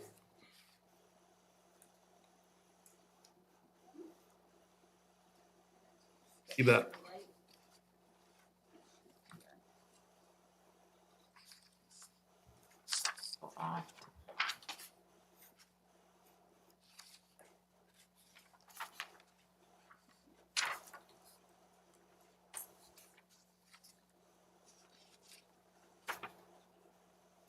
So what I did, I considered the fact that this was 60% last year. And the property is a manufactured home from 1993. And it's been depreciating for many years. I haven't done anything to it except maintenance. It's now 30 years old. I'm expecting to take it down and put a house on it. Right now, it's still there. I didn't think it was reasonable to say that compared to since it's a manufactured home. So I thought the main value of the property would be considered land value. So I focused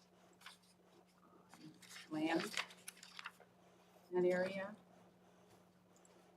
And the one that I looked at that seemed most similar to my property was the one on 737 Roseberry.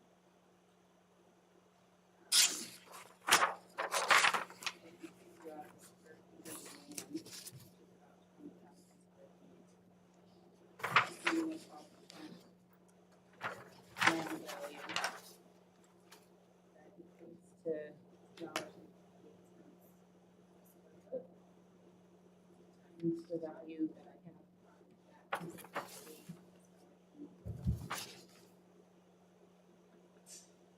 Kimberly, you have a Oh, very sorry, I got it. soft voice, and we're recording these, and I know that I'm having a hard time I'll hearing turn you, it so closer to maybe you. Mr. Allen Okay, is 'cause too I'm there. loud. That might be good. Okay. Okay, now, I just need to see if this is what she had already included. Are you talking about what I sent this morning? Yeah, I'm not sure. I think I added, This one is the.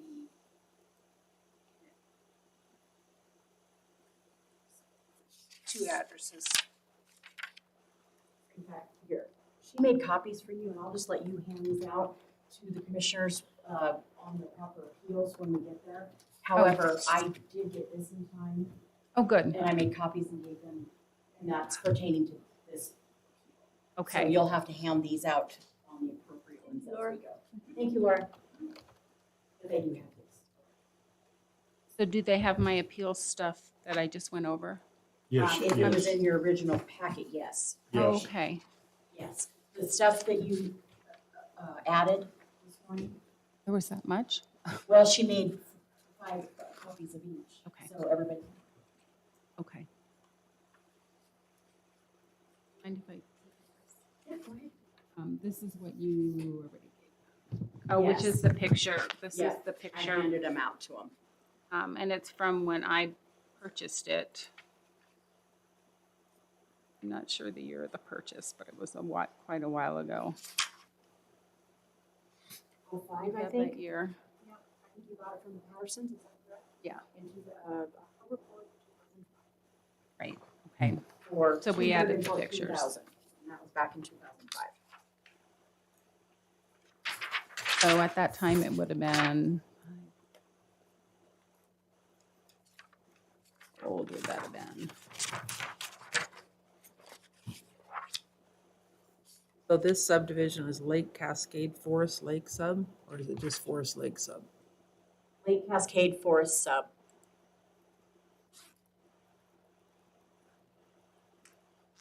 Or community reserve. So it would have been 12 years old when I bought it.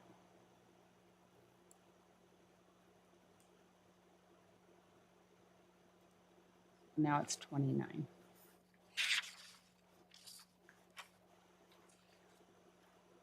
So this is just coming even before you get into Pumpkin Village on the right. Okay, Actually, if you're coming, It's They're on coming the out. left. it is So when you east. come down Roseberry, if you turn south on Norwood, oh, okay, there we Okay. go. And and Yep, then you come yep, back into, yep, there you're, you go. gotcha, okay. Go ahead, Kimberly. So you also have pictures from when I purchased the home back in 2005. At that time, it would have been 12 years old. Now it's 29 years old. And I think I went through how I came up with the land value. And then it's just a matter of adding what we consider the trailer's worth and what the outbuilding is worth. And I just put 5,000. I think it would cost over 10,000 to remove it, so. I'm There's somebody hoping- living in it still? Yeah, So there is a Well, value in that. I mean, is it a rental property for you? Yeah. yeah. It's a local And really, person the staying there. manufactured home and the improvements didn't go up very much. It's the land that took the big jump. I think you're correct about it. We're not really looking at the value of the manufactured home, we're looking at the land. And she wants a manufactured home to go to $5,000 also. Yeah.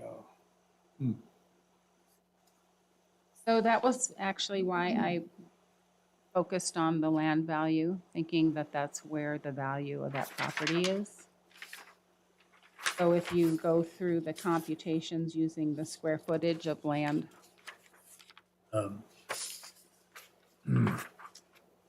So that's not really the way that we How look would at you- it. It is the sale price as a whole, because, I mean, market value to market value, square footage can be very deceiving on where it is and how it's done, so.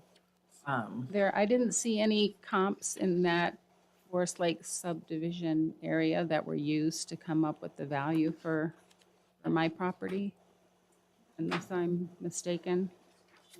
A lot of the comps for all of the properties, at least of mine, were really spread out, like all over. So I looked up the parcel numbers that were sent to me to try and determine which ones were in that neighborhood, and I couldn't find any. And I Well, could be mistaken, but we don't have them in that immediate, we have to go out. So your land value was based off of sales that occurred in the Donley area. which is an awfully big area. It is a big area. Yeah. It is. So can I ask you one question? In your write-up, you call it a mobile home. Uh-huh. It's in fact a pre-manufactured home, is it not? It is a mobile home, and it Is has, it a mobile home or a It's on a modular? metal trailer so that it can be moved. I understood that. it's been declared real property, So it's on a foundation. It's on a foundation. according to our records. It's on the metal frame.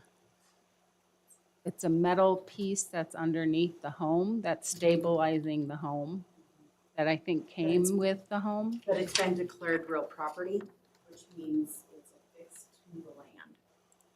I don't know. Right. So this Well, Did you get a This makes loan a lot on of it when you difference. bought it? I'm sorry, what?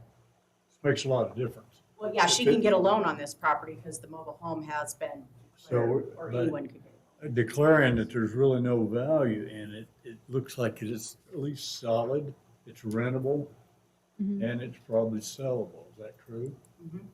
Yes. I mean, And it is receiving the mobile home is receiving 59% depreciation. oh, okay. Just so you know. But we are depreciating. All right. So, yeah,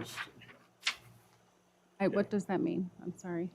It means replacement cost new less 59% of depreciation. And the 59% is calculated on the useful life of the mobile home? Or- Absolutely. And what is the useful life used? Yeah, it depends. Or on mine? Yeah, on the maintenance and, I mean, there's many factors involved.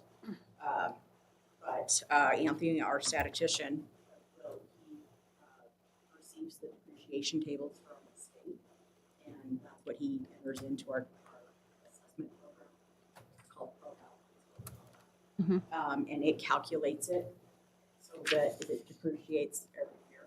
So we kind of have a hybrid method. We have sales, values based on sales.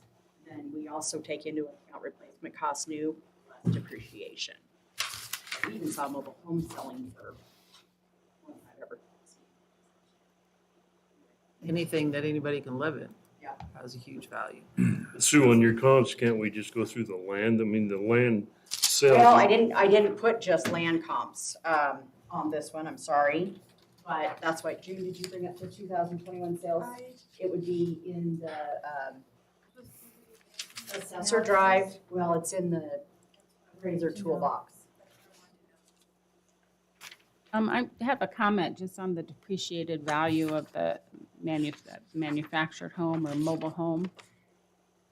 If it's 29 years old, I don't know if you guys use IRS depreciation tables, like for tax purposes, or I don't know what the life. But I can't imagine still has half of its life left, which would put it at 40, 55 years old for a manufactured home. Doesn't sound reasonable to me. And well maintained. Excuse me? It's been well maintained. No, all I've done is paint. I haven't done anything to it. I'm telling you, I haven't. The inside hasn't been done.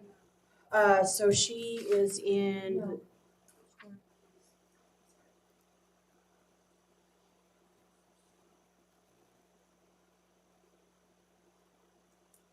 Will you please double click on 2022?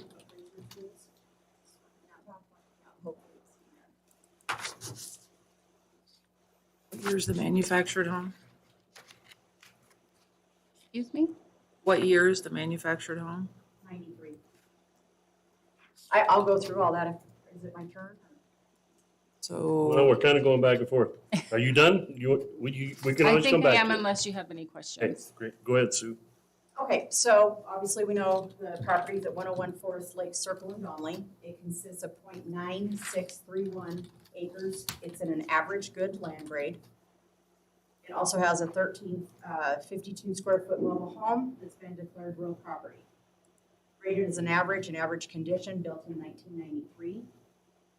Parcel also has a 24 by 60 detached garage built in 93 with 2 small utility sheds. The value of the detached garage and the 2 utility sheds is almost equal to actually the mobile home. So half of the improvement value is the mobile home, the other half is the other outbuildings. But pretty large detached garage, that makes it pretty desirable. So I gave you the last 3 years of values. The appellant did not offer any comparables. However, she's got a for sale listing on the West Roseberry Road here that she pointed out to you.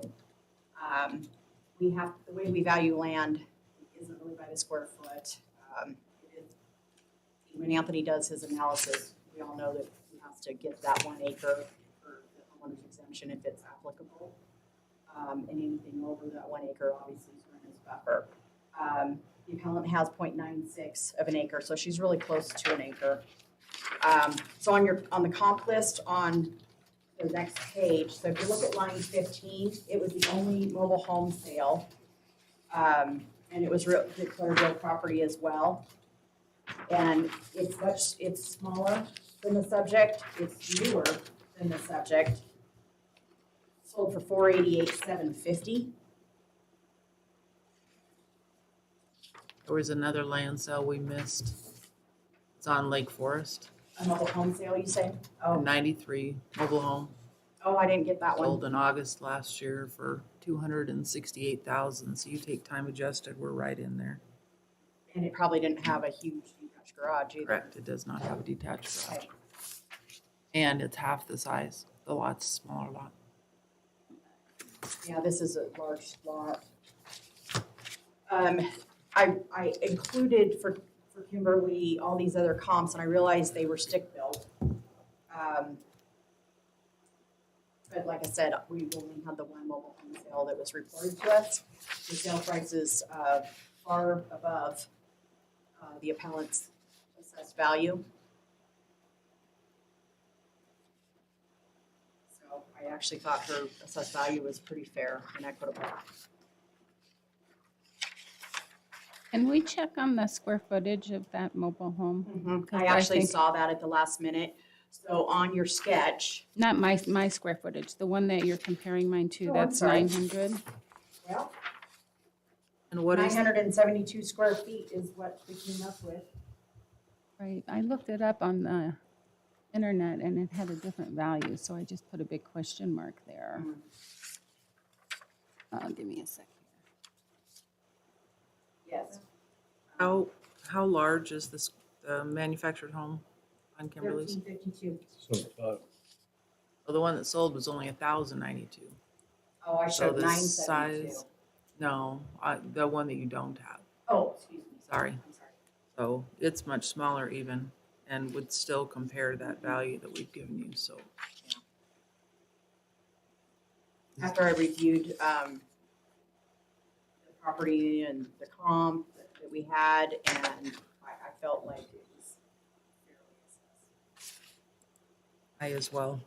You can put this thing on the market tomorrow and sell it for that. especially with that garage. Is that, Oh, heck yeah.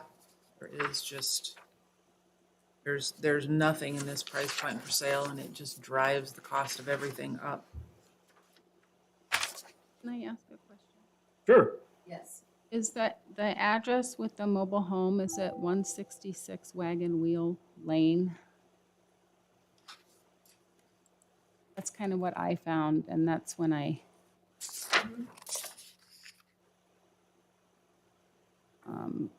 so I just looked it up online and it came up with 1,224 square feet instead of the 900. Oh, really? Say it again? 12 what? 1224. What they're doing is they're including that overhang. I'm not sure. Meaning that I wasn't So sure how you there, got there your is number. a drawing of the comp. And so they're actually including, that's a 3-wall addition, looks like an 8-foot by 27 3-wall addition. And canopy covered deck. Looks like they're including all those square footage. 972, and I think it says 216. I think so too. I can't read it very well. Can't either. And then the canopy deck is, And really the issue is the land, it's not the mobile home. Yeah, that's and 1274. And when that sells, prove it. 1224. They're including part of and it. plenty of. So they're land including sales. that little bit there. Yeah. Okay. Kimberly, I think your I'm issue confused. really is your land values. Yeah, I think it's And the land value is If you what's- look at the land sales, oh man, I think you're pretty low. I think we're way more than fair. So I I'm gonna don't make a think I got motion. the land, I didn't get the. I didn't actually do any land comps for this one in particular. In some of your next appeals, in fact, hang on, let's see, these are inside Domley. Let me find. Let me see if I got land comps. This is one of her other appeals down the road, guys. I'll,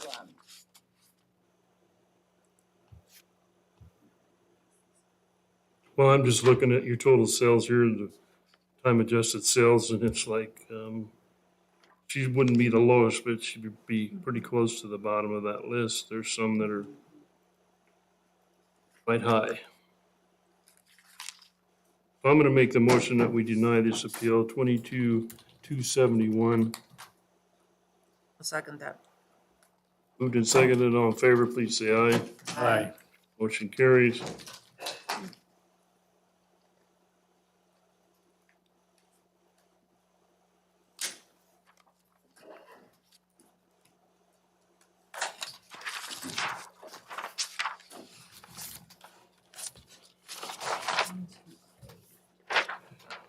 So we're gonna move on now down the list. The next appeal is 22272, East Jordan Town Site of Donley.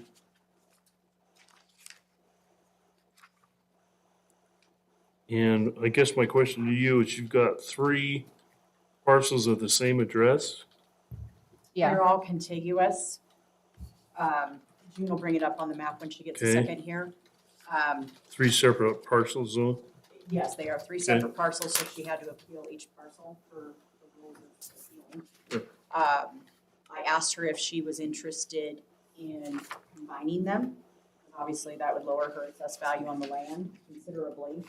She said she wasn't interested in doing that. And so do you have I'm these? having Oh, got it.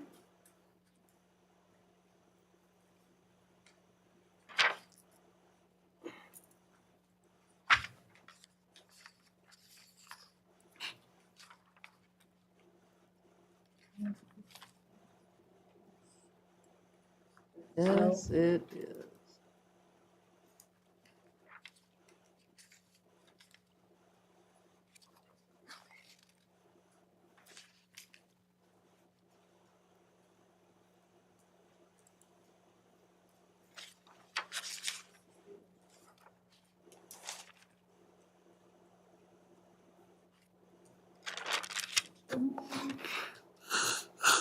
Man,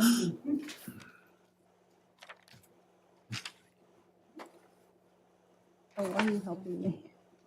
No, well, I'm handed them a copy of your appeal and I handed them a copy of my letter and comps. Okay, I'm used to it. yeah, because I'm not familiar with this.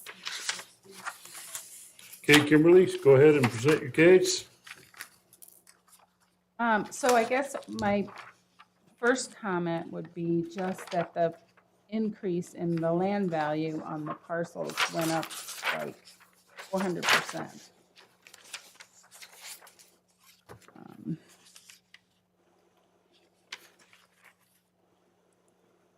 Sorry, I'm getting the house confused with the other one. Yeah, it's 500%. This is the parcel, Kimberly, that just has a 10 by 16 shed on it that we're addressing right now. So the parcel ending in 22A. Okay, yeah, okay. Yeah, so that one went up like 500% from last year. Last year it was assessed at almost 15,000 and it went up to 77,000. And my understanding is the land values, the increases in land values that was used for this area went up by approximately 5% a month. That was the time adjustment on a sale price per month. Right, which would be the increase per month. Right, added to the sale price, yes. Okay, Because we were in an inflationary market. right. So even if we added the 5% to the value assigned last year, times 12 That's months, something which that we you were add to the way sales- behind on if the we had. sales prices, not on assessed values. We were way behind in your assessed We have to be value. within 10% of full market value, and our assessed values to be in compliance with the state tax commission. So the time adjustment is something that is added per month. So if something sells in October, let's say, so then you would add 10% to get it to January 1st, so 2 months worth. And that 10% would be added to the sales price of your comps to get it to January 1st value. It does make sense. Okay. It also makes sense that if it goes up that much every month, you can extrapolate it to a year, but at least get an estimate of what the increase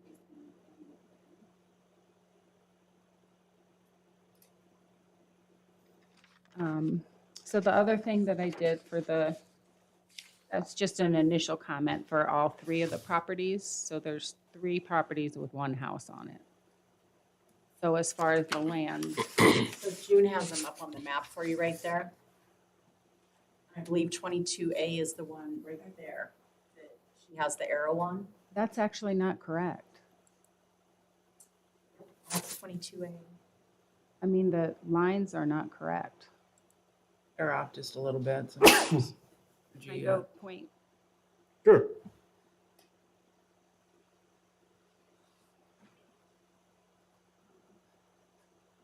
So this parcel, this should go like this.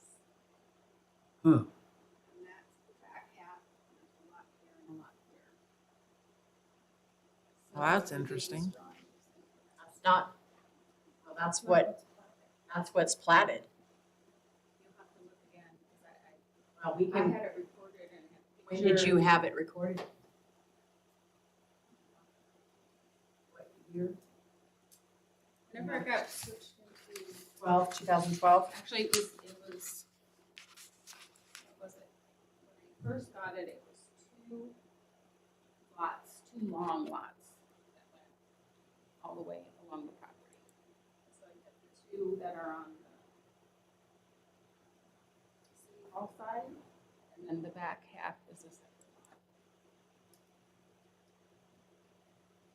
I didn't bring that paperwork with me.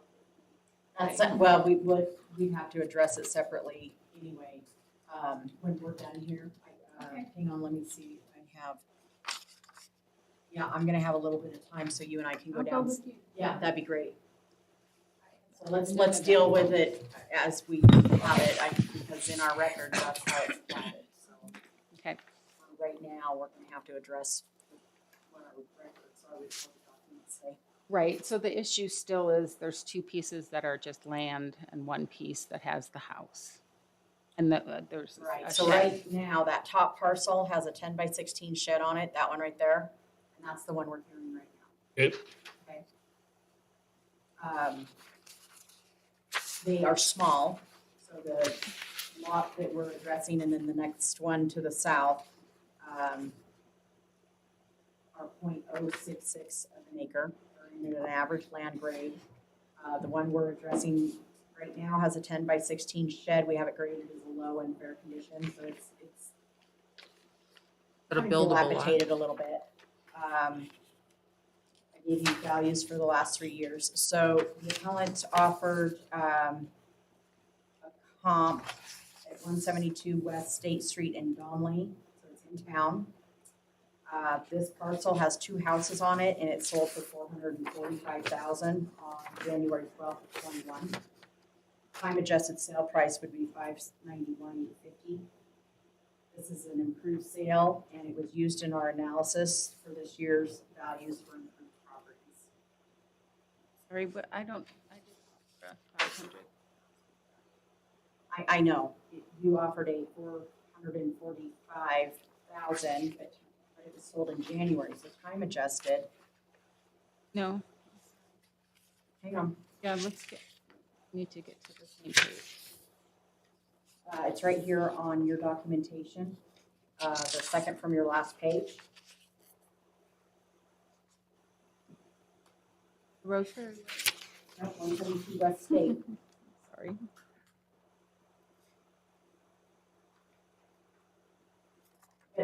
Technically, it's not really a true comp for this parcel, because this parcel doesn't have the house on it, this is just a 10 by 16 shed.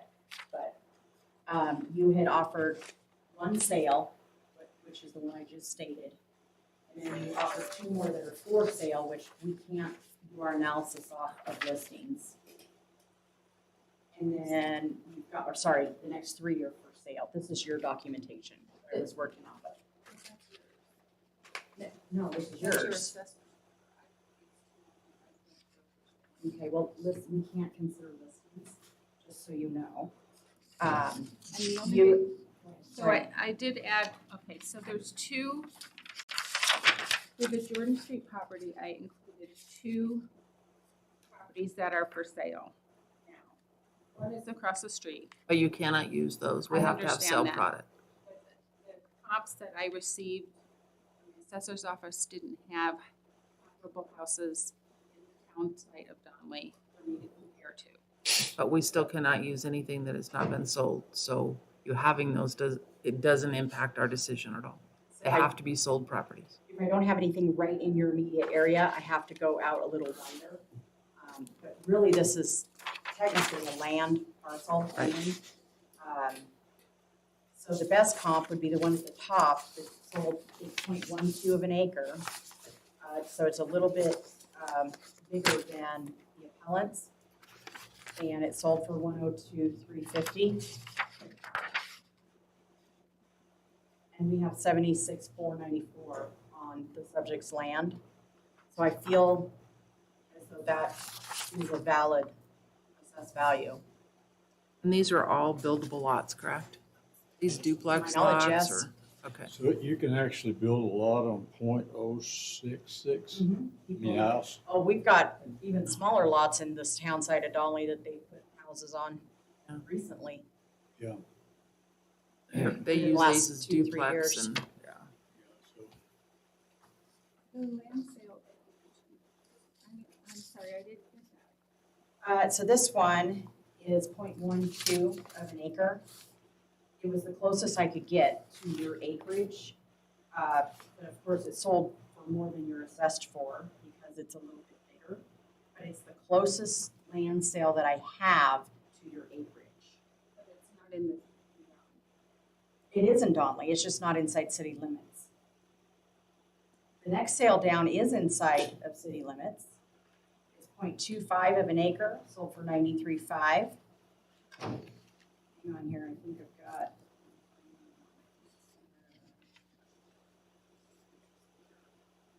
You said the one in Donley was what?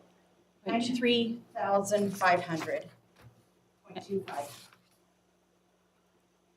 And mine is what? 0.066. Have you seen what Michael Jobs is doing down there? He's taking all those So really that is small the lots. one that I did Mike have Job. inside city limits He's of taking all Donley. of those and building brand new properties on. They're beautiful. With the same land grade as you, of course. Is that all I'm in not gonna Donley? include sales that aren't the same as your land grade. To look, I guess. But that's a quarter of an acre. I'm aware, but when you, As long as you can put a house on it, I mean, that is where your value is. If you can put a property on it, it's, So the quarter of an acre doesn't matter compared to well, the other one is 5% of an acre. 0.12. So even the 0.12 is, 93.7. yeah, is a lot higher than what we're even assessing you at. So, I mean, I feel like you're getting a good assessment value there. Fayette Street just sold for 85,000. I mean, we've got a ton of them in there that are even much higher sales than what you've got.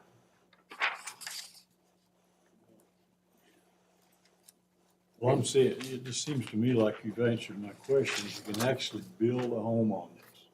This is, this guy. Yes, in the city If you limits look of at Donley. 76,900, 494. Valley County right now, it's a fairly inexpensive lot. Sounds like, I think. If you can And actually they're being build on it. picked up all over Donley and turned into duplexes that are absolutely beautiful properties that are selling for $500,000, $600,000. It's amazing. Yeah. You know. Yeah, but they're a lot bigger piece of land Well, But we're talking about Just the underlying. we're land not under it. comparing it to an improved property sale, I promise you. They're just making examples of what's happening on a lot of those smaller lots in Donley. That's their only point. Your land parcel. Yeah, the land under it's still worth, I only included just fair land comps. I didn't on this. Now, on the appeal for your home, which will be 2 more appeals from now, I included improved comps to compare to yours. okay, I'll make a But this motion. was only Go ahead. fair land sales. Mr. Chairman, I make a motion that we deny this appeal number SL 22-272. Nope, this is Is the that- JB, Wait a minute. JB 2272. What? This one. Okay, JB 22272, I'm sorry. I'll second. Moved and seconded. All in favor, please say aye. I guess I'll figure out. All in favor, please say aye. Aye. Aye. Thank you. All right. Aye, motion carries. The next one is the exact same conversation, so It's the exact same size, the exact same comps and everything. The only thing it does, it doesn't have a shed on it. I move to deny 22273. And I'll second that. Moved and seconded. All in favor, please say aye. Aye. Aye, Oh, let's motion look at carries. the one with the house. So now we're moving This to is, appeal, hang on, this is the original for the one you Thank guys you. just addressed. and we're moving then on down to 22274 is next. And this is the one with the house on it, I think. Not that, now we're gonna go to that one, yes. Yes. Sorry.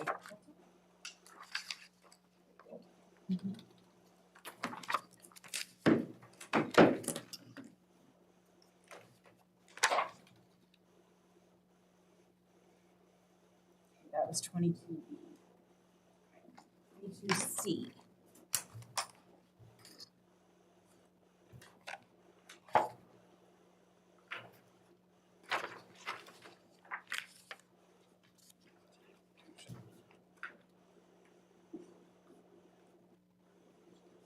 You.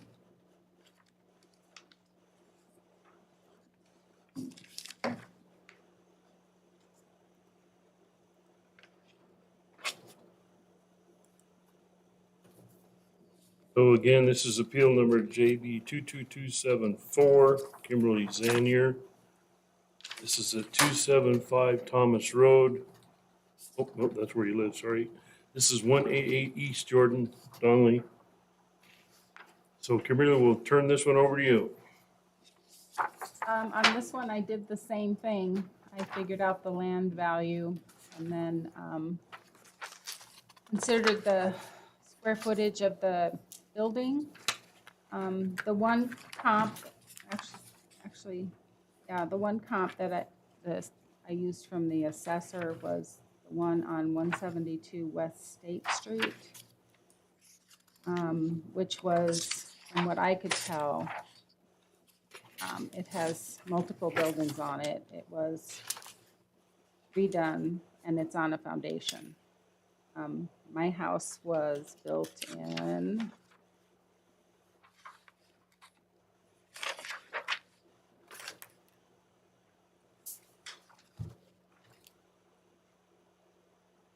I didn't write it down.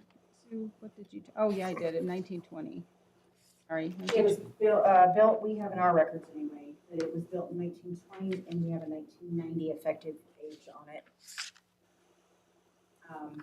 When you and I talked on the phone, you and I talked about what constitutes a 1990 effective age. And so we went through some things that were updated and then there was a partial remodel in 2012. New roof in 2012, new exterior in 2012. It has wood floors, countertops and Korean countertops, sorry, in 2012. New cabinets in 2012. And Kimberly reported that plumbing, part of the plumbing and electrical is original and part of it is updated. Is what I had in my notes. Thus the 1990 effective age.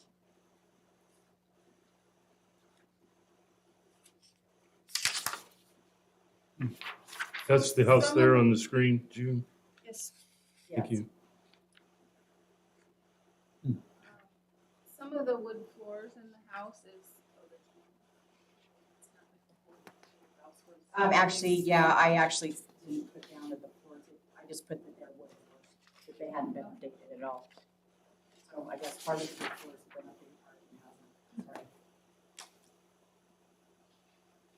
So I understand how the 1990s. Well, anytime you update anything, so those are not 1920 windows. Nor is the roof or the siding.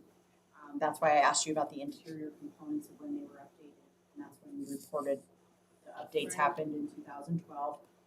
But anytime that you replace anything in a home, roof, windows, countertops, fixtures, electrical, plumbing, any of that.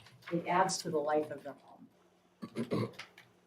So if this home was truly a 1920 home, never had any updates, if it never had any updates, it wouldn't still be standing. And this home actually looks like it's in pretty good condition. So now it's considered a home built in 1990.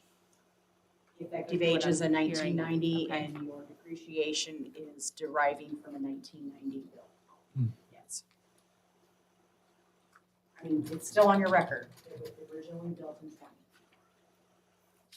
But with the updates, it is now being looked at as a 1990 home. This lot is 0.11 average land grade acres. The home is 1,424 square feet, built in 1920, effective age 1990. And we have an average grade and average condition. There wasn't any comparables offered. The appellant offered 2 listings and 1 sale that occurred in 2022, March 10th of 2022. The sale price has not been reported to us yet. If it is reported to us, it'll be used in next year's analysis to help set values. The back page is comps. There's quite a few of them, but I've highlighted a few that are very close to the square footage of the subject property. First one is on line 3. It's 1,400 square feet, built in 79. Sold for $631,230. Another comp that is the same square footage as the subject property, sold for $626,750. These are adjusted time sale prices. Is the land considered? The land is included in your- this, yes. Here. Just trying to pull your thing up. Another one that's 1,430 square feet, sold for $422,940. I ask a question. So the ones you're comparing to, are any of them in the city of Donley? There is, as you and I talked about, there is hardly anything inside Just- the city of Donley that's sold that was reported to us. So I had to go outside, but I'm still in the Donley area. So it could, And they you- do include properties with way more acreage or land than what I have. Oh, yeah, in and this. if you want to, when we're done here, I can take you down and show you every single one of them, but have a tablet, because, I mean, some are gonna be, more acreage, some will be less.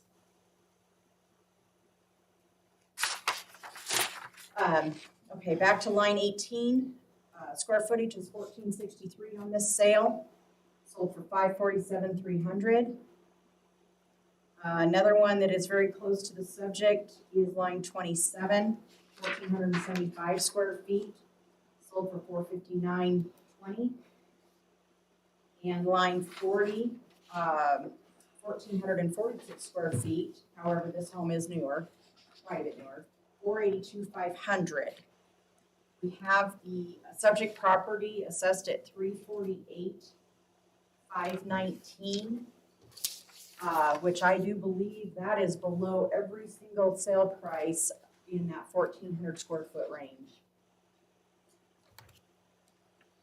I believe that she's assessed fairly. The first one that I quoted to you, out of 1979, year built. And I think that's the most reasonable comp I right think so there. too. And it And- sold for $631, which is 630. almost twice. Yeah, Which one are you talking about? It's on Sorry. line 3. On the packet that I just, or the page I just said. It's 1,400 square feet. It's actually smaller than yours, not by much, but a little bit. How much land is with it? I'll have to look that up for you. Oh, because it makes a difference if there's an acre of land Absolutely, versus but a considering fifth. it sold for twice what you're assessed for, we'll go look the land acreages up for you. There's a So- point That one will be too seven late, that's sold though. on Halfordy for 300,000. or back in July. I'm sorry, say that again? One on Halfordy that sold for 300,000 back in July. That's a .17, very small. There's another one that That's sold still like double what on mine is, isn't it? 349. Here's just 0.11. I thought it was 0.6. I'm sorry. No, not I'm on this getting the one. ones mixed So up. this one is the one on the corner of Jordan and Halfordy right there. It's 0.11. The one that has the house on Yes, it correct. already. I think that this is a fair value. So I'm gonna make a motion that we deny appeal number SL 274. I'll second that. Just a second, all in favor, please say aye. Mr. Chairman, I think It's a that was JB. JB 22274. JB, yeah, 22274.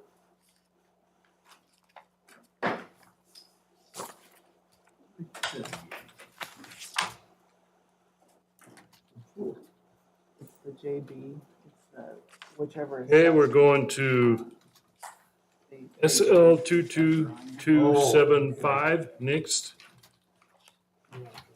This is on 13030 Navajo Road.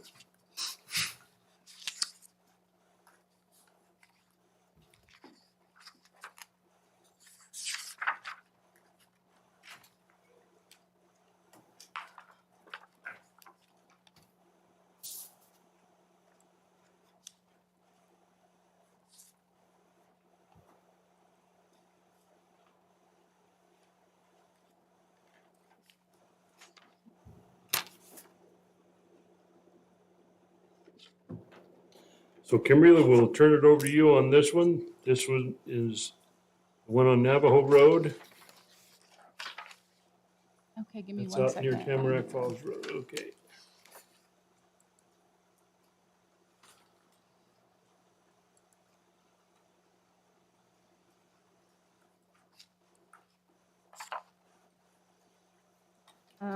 So this one, again, the increase is 51% for 1 year. The assessed land value increased by 152%. I thought that was an unreasonable increase considering the 3 and the 5% percentages that we talked about. The 5% a month being for the land, the 3% a month being for the Again, properties. that's not based on market. You understand that. The 3 and 5% is an adjusted sales price after you have a market value set. That has nothing to do with the comparables that are being used. Aren't they comparable though? I mean, They you're are saying not. it's going up 3%. They are not. Valley County's property values went up 400% last year in some areas. Didn't see those statistics. I saw Yeah. something for Ada County. That Yeah. was all that was supplied to me. So using the computing the land value separate from the building value, I came up with the 474,000 for a total of 567,000, which is in the sheet that I gave to you all. Again, because there weren't any properties that were provided to me as comps in that area, I pulled the active ones that are there and what they're going for now on similar acreage and used them to come up with the value. If you look at the properties that were used by the assessor to come up with the value for my property, I didn't see any that were in my area. There were some that were acreage is higher, the acreage is lower.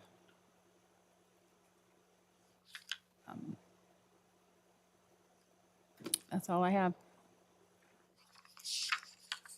Hey, Soup, go ahead. Subject property, 13030 Navajo Road. It consists of 0.6839 acres in good land grade. It also has a 2,059 square foot home, rated as an average plus in average condition, built in 2006. This parcel also has a 14 by 20 detached garage, built in 2009. The appellant offered no comparables. She did include 2 listings. but once again, those aren't sales. So we can't consider them. If you go to the back page, you'll see the county comps for average plus homes in the Donley area.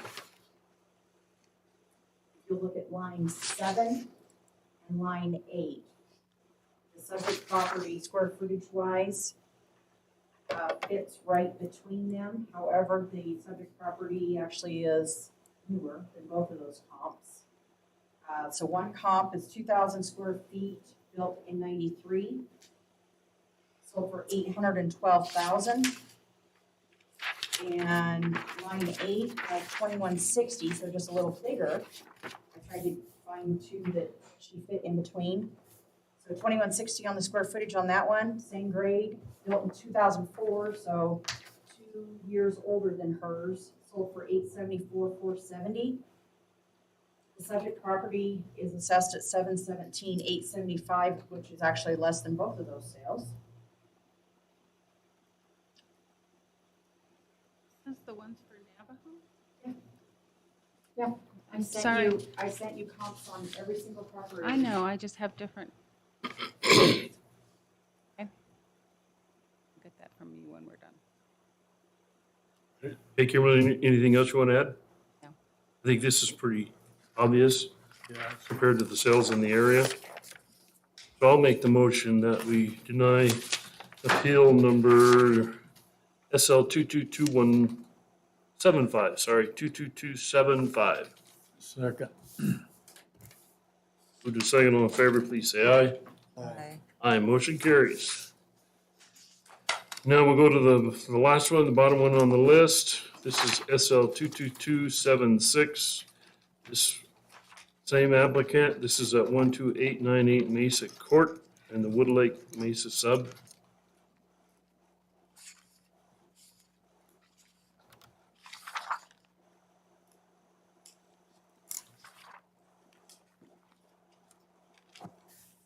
I'll send that one, Mr. Chairman. Oh, jeez. Just Fine, man. wake me up, That's man. fine, Just man. hit me, you know. Oh, my God. It's off of Old State Highway.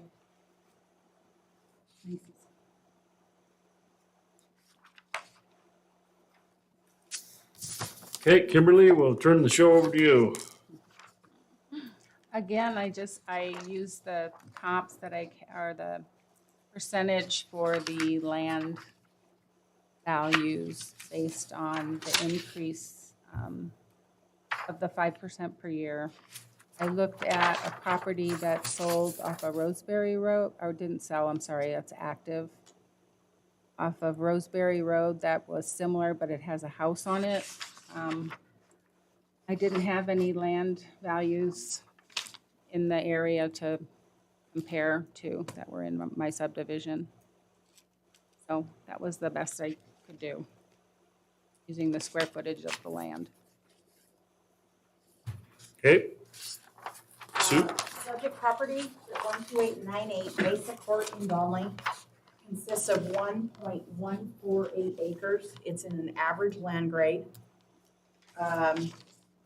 No comparables were offered, as she already stated. If you'll look at the back sheet, lines 15, 16, and 17 are closest that I could come to, to the acreage of that the subject would fit in between.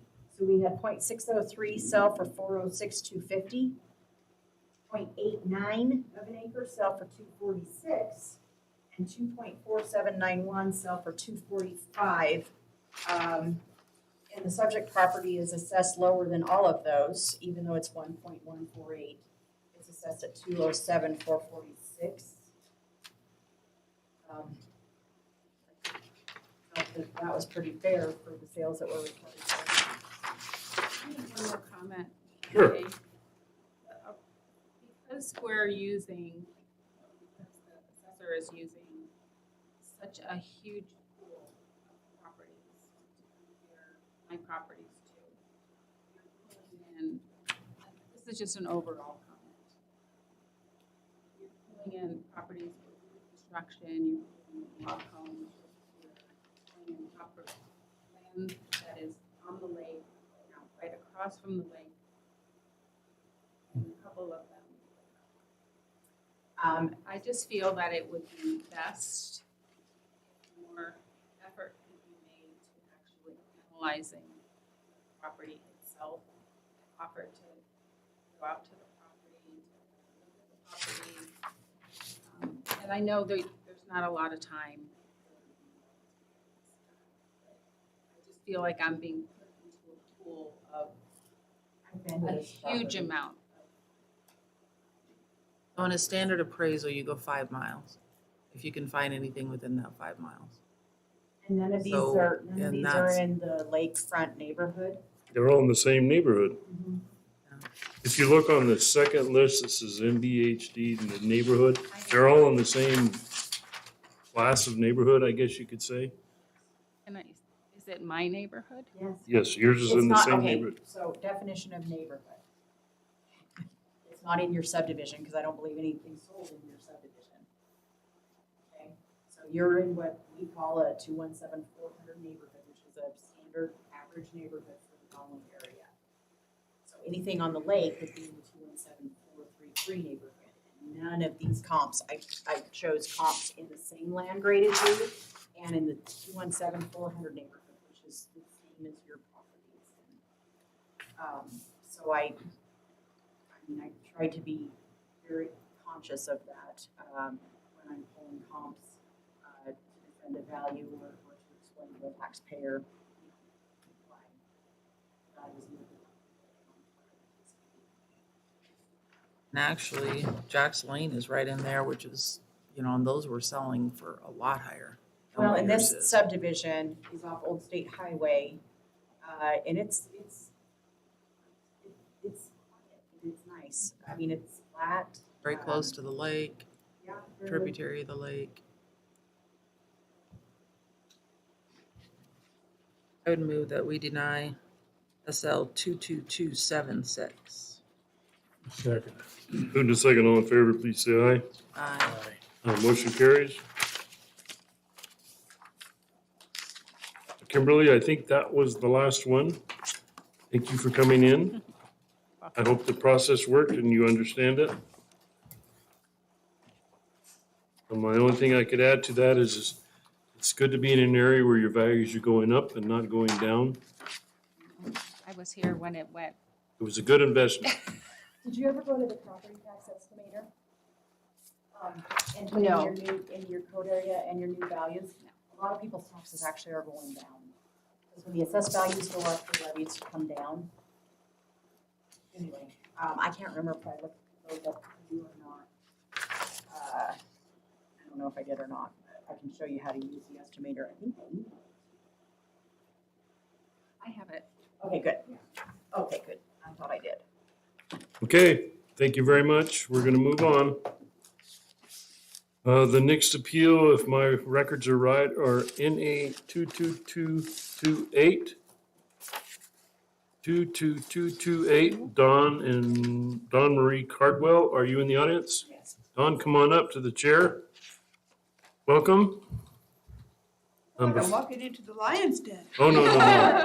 And if we could get you to sit next to the mic so we can hear you. Certainly.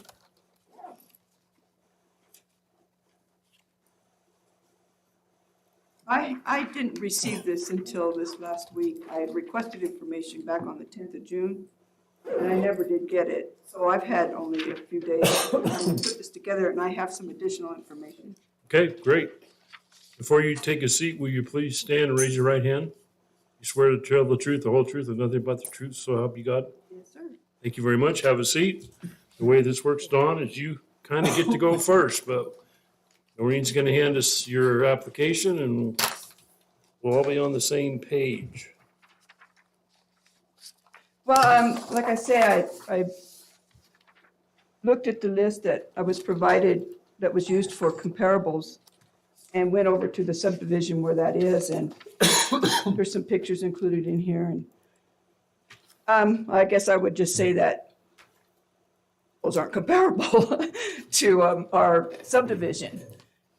That subdivision backs up to whitetail. Our subdivision is far from that, and the type of development that goes on in that subdivision is far greater than what our subdivision would support.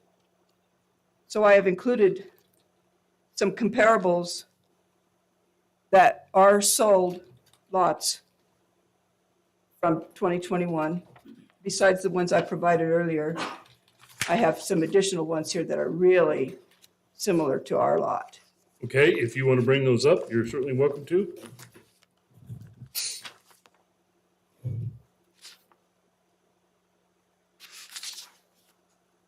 The first 5 pages here are in order of size. You can just pass it right on down the chain if you want.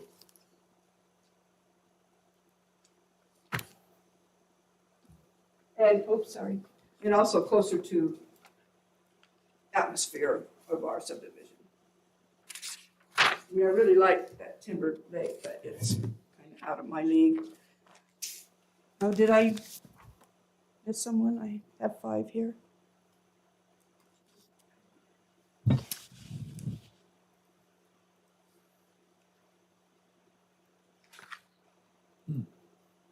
Okay, so these that you've given us are all listings? Is that the way I These understand? are sold. These sold in 21. These are also, okay? And they're in areas that are more comparable to Fox Ridge Lane. And I highlighted what they sold for. Of course, you can see the listing price and the date they closed and what they sold for. And then after that, I took some pictures of our lot. It's quite steep in the back. It has a rather large drainage at the rear of it. There's a 40-foot drainage easement at the back, 20 feet of which is on our lot. And then I took a picture of our view, which is Bengal's backyard, which is containers and equipment. And You do have one of the prime lots there. it is a nice The lot. viewscape. We do like the lot. But to say it has a view, it's kind of a stretch. And then I took a couple of pictures of Timber Lake, or is it Timber Lake? Timbercrest. And they came out really dark, but you can get the idea. That's more of a established higher end residential area. I mean, we couldn't build something like what they build in that subdivision on our lot and expect to break even on it. So basically, I'm just asking you to reconsider. The other thing is, I didn't get a chance to find out on these lots that were used as comparables, if any of them actually tripled in 1 year in value. Ours was 2.8 times over. I'll tell you that, yes, a lot of those are standard increases on land values. There were no lots for sale last year, which drove the prices, which is gonna drive that percentage value. Hopefully, when more lots come on, we can readjust if there's more sales that show slower. So the percentage basis doesn't mean anything to me. A comparable subdivision does. So I would agree with her statement that Timbercrest is a different subdivision than Fox Ridge. So tell me what else you have there, comps. In these comps, I just feel that these are far more compatible or comparable to our lot, that both in terms of the subdivisions they are in and comparable to Fox Ridge.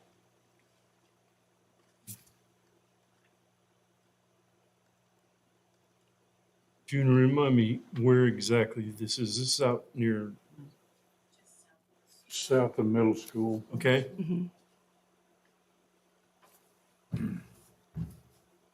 Oh, okay, I know where we are. All right. Yeah. Okay.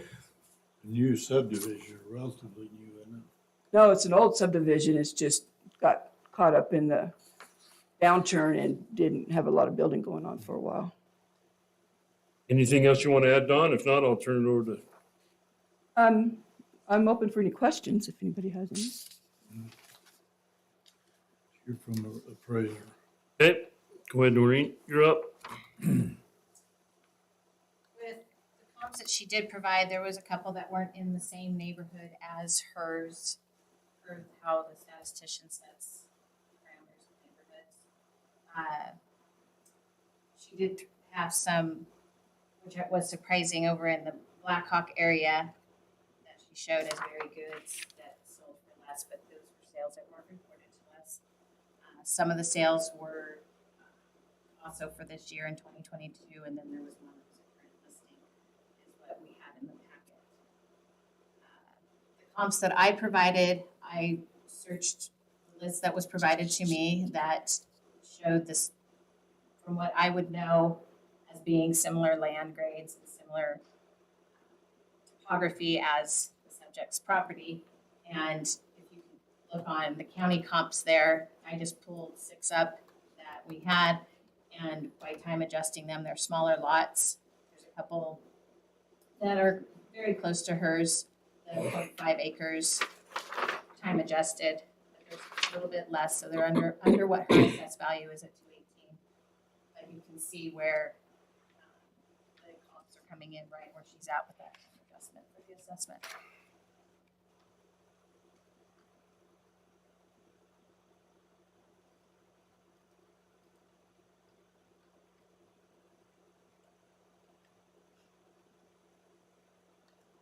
Yeah, even if you went to 10060, the 0.5316 acres, it came in at 210,800. She's even bigger than that, and you came in at 218,860 for her, for a little more lot. Is there any exemptions? I thought I read somewhere she has a drainage easement through one of them or something. Drainage plat is actually on the plat, showing that it's part of the lots that go through there. It's platted. Yeah, I took a as drainage picture. easement. Yep, I can see it from here. So tell me about, hers is rated average, so are all the ones over at Timbercrest. So the parcel numbers All that, of these parcel numbers. not all of yours are. Sorry, I was just pulling them and it looked like they were all The, I don't Timbercrest. think so. the first 5 minus number 4 are Timbercrest. And then the other ones fall off in size, so I didn't really even look at those. So the 2 that you have in Fox Ridge are going to be used for comparables next year in your subdivision. Those sold in 2022 and we can't use those. But I gave you some that are, I think there's one that's in there. Those are The ones Jug I and added Spring today Mountain. were all from 2021. The ones- And have these looked at. Better route, that's Mountain. That's north of her. Yeah, those are more comparable than Timbercrest. There's Vernon Court. Oh wait, Jug Mountain.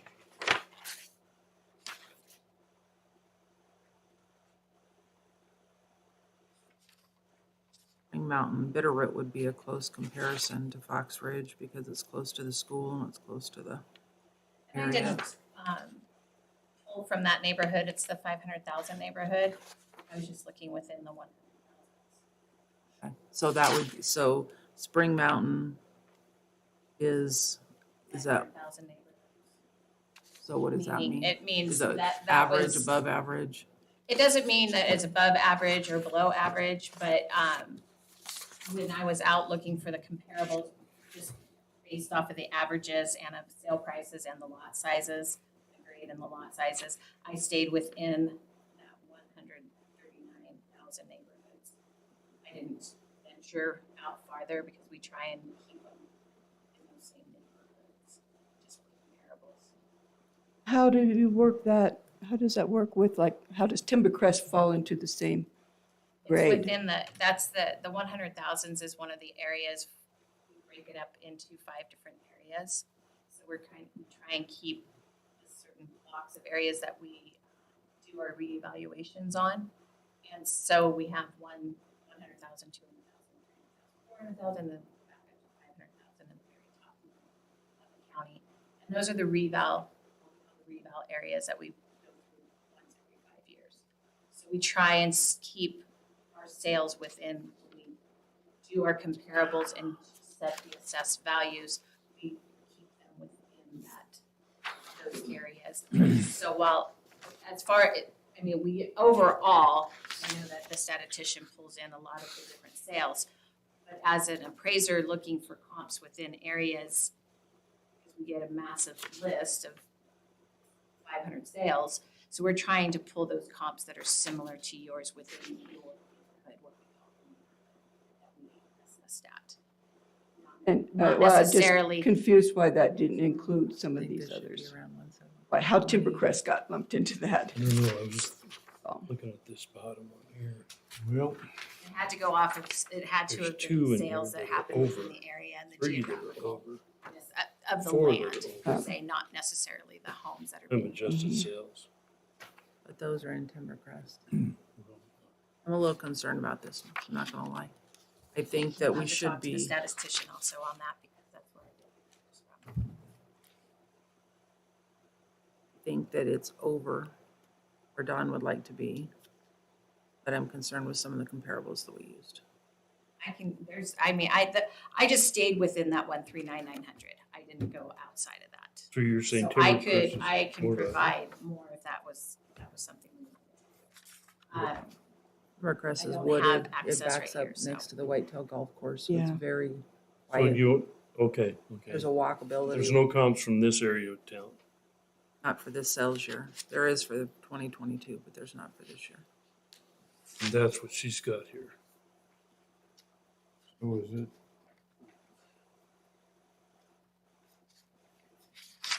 Seeing anything outside the, any red flags? The red flag to me is, so Timbercrest, which is a lot of our comps, are next to Whitetail. They share a fence line. You can walk, you can ride in there, you can hop across the fence. Fox Ridge is not there. Timbercrest is all wooded. So Fox Ridge is not wooded. And she's right, her viewscape goes to Ben Gow's backyard, which is a real problem. That is a problem area for us, period. You are next to the school, which is Yes. a value. So I'm struggling with this one a bit. It's up to you guys.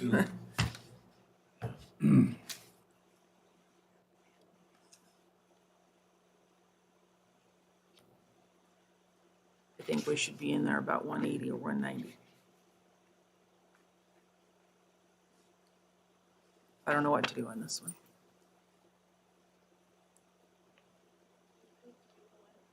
Let's table it and have you, That's it. Decision. and we have, either by the end of today or no later. we have Anthony maybe look at stats from some different areas. I can go down. You bring them back this afternoon? I'm I can bring back, if we have this, we have her sales here, I can definitely bring back what time adjust That'd these, be great. to see what they would be, because that's what a lot of our assessed values Do are we, based on. do we need a Adjust, motion to table? That'd be No, great. we don't need a Back motion, we can accurate. just table it. Okay, let's table it then until afternoon. And Thank you, I appreciate that. So you'll come back to us later you, today. I'm not sure, do you need, does Don need to come back on that one? No, Don, you wouldn't need. to. Okay, good. presented her, Yeah, Appreciate that. yeah, that way, she's presented. That'd be great. yeah. You don't have to Thank come you, back. yes. Okay. Thank you all for your time. So at this time, we're going to table any Appreciate it. 222228. Douglas, table. Take this one aside and we'll look at it again hopefully later today. All right, thank you all. Thank you. And I will make sure that I have it prepped and ready, so if you guys have a poll in a 5-10 minute, I can. Perfect. That's awesome. Thank you so much. So at this time, our next appointment is not till 1 this afternoon. You guys want to break for lunch?